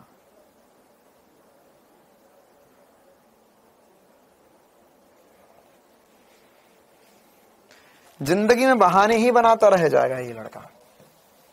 और भी कुछ बहाना हो तो सोच ले। बाकी तेरे को पता, अरे अच्छा ये तो इसको तो बताना ही भूल गया, हम सब तुझको छोड़ के जितने यहां पर बच्चे हैं और हम सब जो है ना वो सब चांदी की थाली में खाना खाते हैं। हमारे यहाँ जो टेबलें है वो सब सोने की टेबल पे खाते हैं खाना। हमारी जो गाड़ी बाहर खड़ी हुई है ना उसके ऊपर भी सोने की परतें चढ़ी हुई है ना। हम सब तो बहुत अमीर है बेटा, तुम ही गरीब रह गए बस। करो इसको सॉल्व, क्या आएगा आंसर? मूर्खा लड़का, बाकी सब भी तो पढ़ रहे हैं ना यार।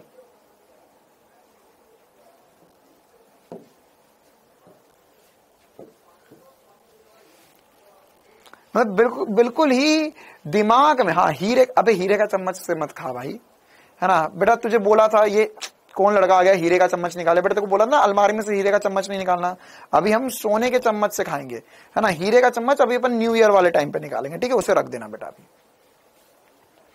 करो सॉल्व, इसे क्या आएगा? तो सर यहां से v की वैल्यू उठाकर रख देते हम, तो यहां पर कितना बनेगा? ये बनेगा हाफ इंटू एम, अच्छा सर v का स्क्वायर है, तो यहां पर हो जाएगा h अपॉन में m इंटू लैम्डा का स्क्वायर अपॉन में hc बटे में लैम्डा। तो एक लैम्डा से लैम्डा कट जाएगा, m से m कट जाएगा, है ना। आप इसको सॉल्व कर सकते हो। अच्छा एक मिनट को, यहां पर हमें एक्चुअली चाल भी दी गई है।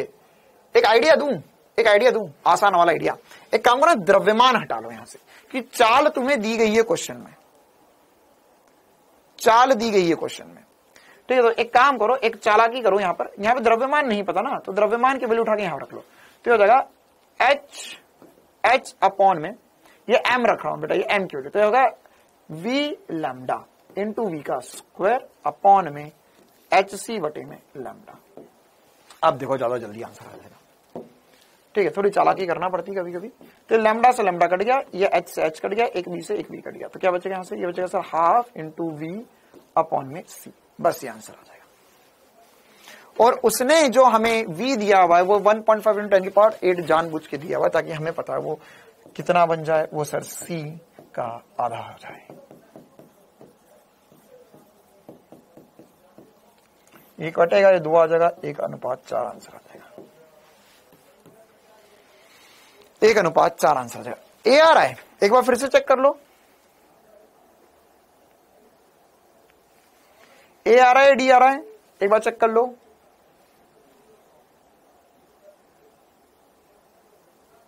लैम्बडा का ही मान रख दे तो लैम्बडा का मान रख दो यार, तुम्हारी जैसी इच्छा हो।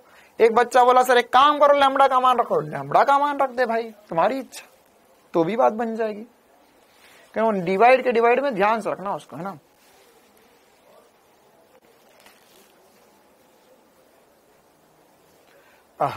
देखो ऐसी राज की बातें मत बताओ ना। अब ये एक लड़का पर तुझे बोला अपनी राज की बातें मत बताया कर क्लास में, है ना। वो दुबई वाली बात बता रहे हो अब तुम क्लास के अंदर, सबको पता चल जाएगा।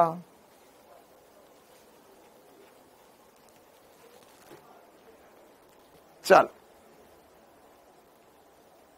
घड़ी में ऐसा क्या, अरे बेट ये ना एक स्मार्ट वॉच है, तो इसमें क्या होता है, जैसे कुछ भी मोबाइल में फोन वोन आता रहता है ना, एक नोटिफिकेशन आता है, तो मोबाइल में घड़ी में दिखा देता है वो, तो बार बार मोबाइल नहीं लगाना पड़ता। तो इसलिए अगर किसी का फोन आता है तो मैं टाइम नहीं देखता, मैं फोन काट देता हूँ यहाँ से ना, टाइम तो मेरे को स्क्रीन पे दिखाई देता है, उसकी चिंता ना कर। तो सर टाइम क्यों देख रहे हो बार बार।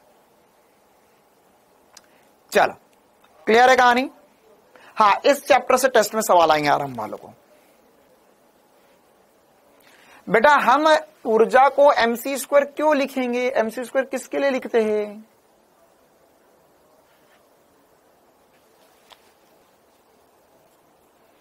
हाँ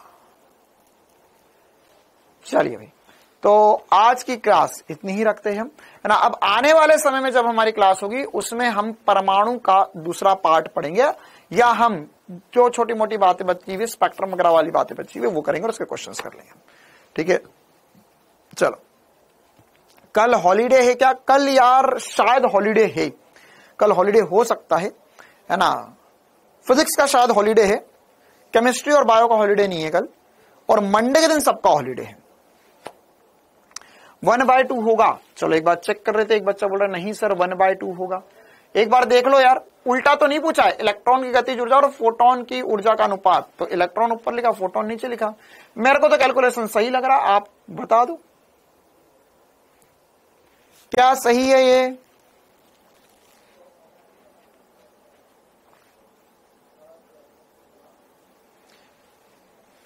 अमित बेटा और भी कुछ सुनकर जाएगा तू, परमाणु के सूत्र बता दो। ये देख मैं बताता हूं ना अमित, सुन मेरी बात, बहुत प्यार से बोल रहा हूं ना। बहानेबाजी जिंदगी में अगर तू करेगा, या मैं अमित के लिए बोल रहा हूं, सबके लिए बोल रहा हूं, अगर तुम बहानेबाजी करोगे ना तो बहानेबाजी ही करते रह जाओगे, फिर तुम्हें हर चीज में दिक्कत होने लगेगी, हर चीज में दिक्कत होने लगेगी, ठीक है। अगर तुम ऐसा सोचोगे अरे नहीं मेरे साथ तो बुरा हो रहा था, तेरे को तेरे साथ जब बहुत अच्छा भी होगा ना तब भी तेरे को बुरा ही लगेगा।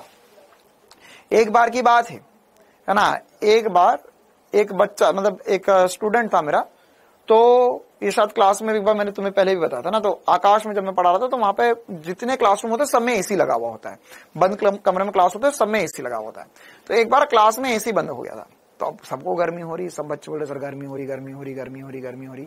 तो एक 3-4 एसी थे, एक ही एसी चल रहा था, तो उन्होंने कहा चलो ठीक है कोई बात नहीं, हम अभी की क्लास छोड़ देते हैं, है ना, आप लोग नीचे चले जाओ थोड़ा घूम लो, फिर हम कल पढ़ लेंगे बच्चा। तो एक बच्चा है ना, वो बच्चा मतलब वो बच्चा किसी शायद कोई बड़े बिजनेसमैन थे उसके पापा, या फिर बिजनेस था, या फिर शायद पॉलिटिक्स में थे, मुझे पता नहीं अच्छे से, लेकिन इतना पक्का था कि वो जब भी आता था तो उसको कोचिंग छोड़ने और कोचिंग से ले जाने के लिए एक अलग गाड़ी आती थी अकेली खुद के लिए, और गाड़ी छोटी मोटी नहीं आती, कभी फॉर्च्यूनर आती थी उसके लिए, एक आध 2 बार तो BMW से भी आया था वो। और उसके घर में है ना, उसका घर काफी बड़ा था, आलीशान घर था, और हर एक कमरे में एसी लगा हुआ था। लेकिन जब वो क्लास में बैठा हुआ था ना, तब वो बोला कि सर आप तो पढ़ाओ, तो मेरा बेटा सबको गर्मी हो रही है, बोलते सर देखो गर्मी के दिन है, गर्मी तो होगी ही, जिसको नहीं पढ़ना वो नीचे चले जाए भाई, है ना। तो गर्मी के दिन में अगर तुझे गर्मी नहीं हो रही है, मतलब कि क्या बात है फिर तो, है ना, तो एसी चल भी सकता है नहीं भी चल सकता। बाकी वो चाहते बोलते सर नहीं मेरे को तो ऐसे पढ़ने की आदत ही नहीं सर, हमारे घर में तो ऐसी, सर हमको तो ऐसी चीजों की आदत ही नहीं, हमको तो एसी चालू करवाओ, हमने कोचिंग की फीस दी है, एसी चालू करवाओ, वरना कल तो मेरे पापा को बुला दूंगा, कोचिंग उठवा दूंगा मैं यहां से सब आपकी। लेकिन उसने क्या बोला, उसने बोला कि सर आप पढ़ाओ, गर्मी के दिन में गर्मी ही होती है और ठंडी के दिन में ठंडी लगती है, ठीक है। बाकी बहानेबाजी तुम्हारे ऊपर है, तुम जितनी कहां बहानेबाजी करना चाहे करते रहो। अब ये फॉर्मूले मैंने बताए कि यार ये वाले फॉर्मूले है, ये त्रिज्या का फॉर्मूला है, ये चाल का फॉर्मूला है, ये कुल ऊर्जा का फॉर्मूला है, सॉरी आवर्तकाल का फॉर्मूला है, ये ऊर्जा का फॉर्मूला है, बस इतने फॉर्मूले याद रखना, उनके बीच में संबंध याद रखना है। बाकी जिसको नहीं पढ़ना है, जिसको बहानेबाजी करना है, वो तो यही बहानेबाजी करेगा कि यार मेरी तो ऑनलाइन क्लास होती है, मेरे तो क्लास में देखते देखते आंखें दुखती है, मेरे ऊपर तो बहुत प्रेशर रहता है, मेरे घर वाले तो मेरे से काम करवाते हैं। अबे किसके घर वाले काम नहीं करवा रहे, किससे? कोई हो ऐसा तो मिलवा दो यार मुझे, है ना। तुम क्या बोलोगे यार, मैं इतना बड़ा होगा, मैं भी आज घर जाता हूं तो मेरे घर वाले मेरे से काम करवाते। 2-3 काम मेरी मम्मी बचा के रखती है कि ये आएगा इससे ये 2-3 काम करवाने हैं, या नहीं भी होंगे तो भी अगर बैठा हुआ दिख गया तो 2-3 काम बता देंगे। बहानेबाजी करते रहो, बस करते रहो, कोई दिक्कत नहीं है ना। और बहानेबाजी कर कर तुम किसी दुनिया में किसी और को मूर्ख नहीं बना रहे हो, तुम अपने आप को ही मूर्ख बना रहे हो।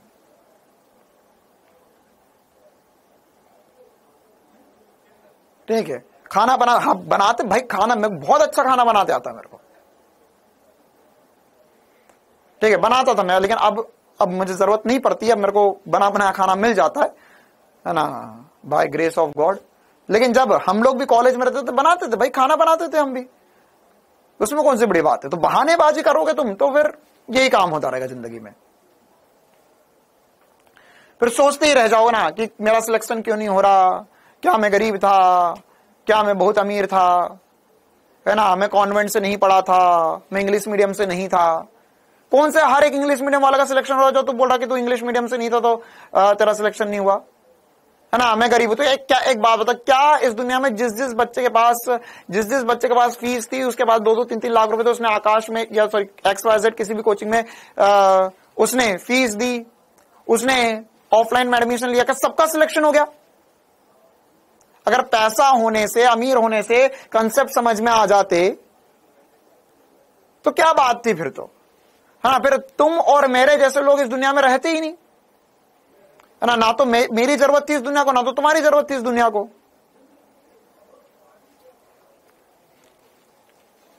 मतलब बहानेबाजी छोड़ो, पढ़ाई लिखाई पर ध्यान दो। चलो भाई, हाँ समय हो गया है, अब हम अगली क्लास में मिलेंगे। Thank you, tata, bye bye.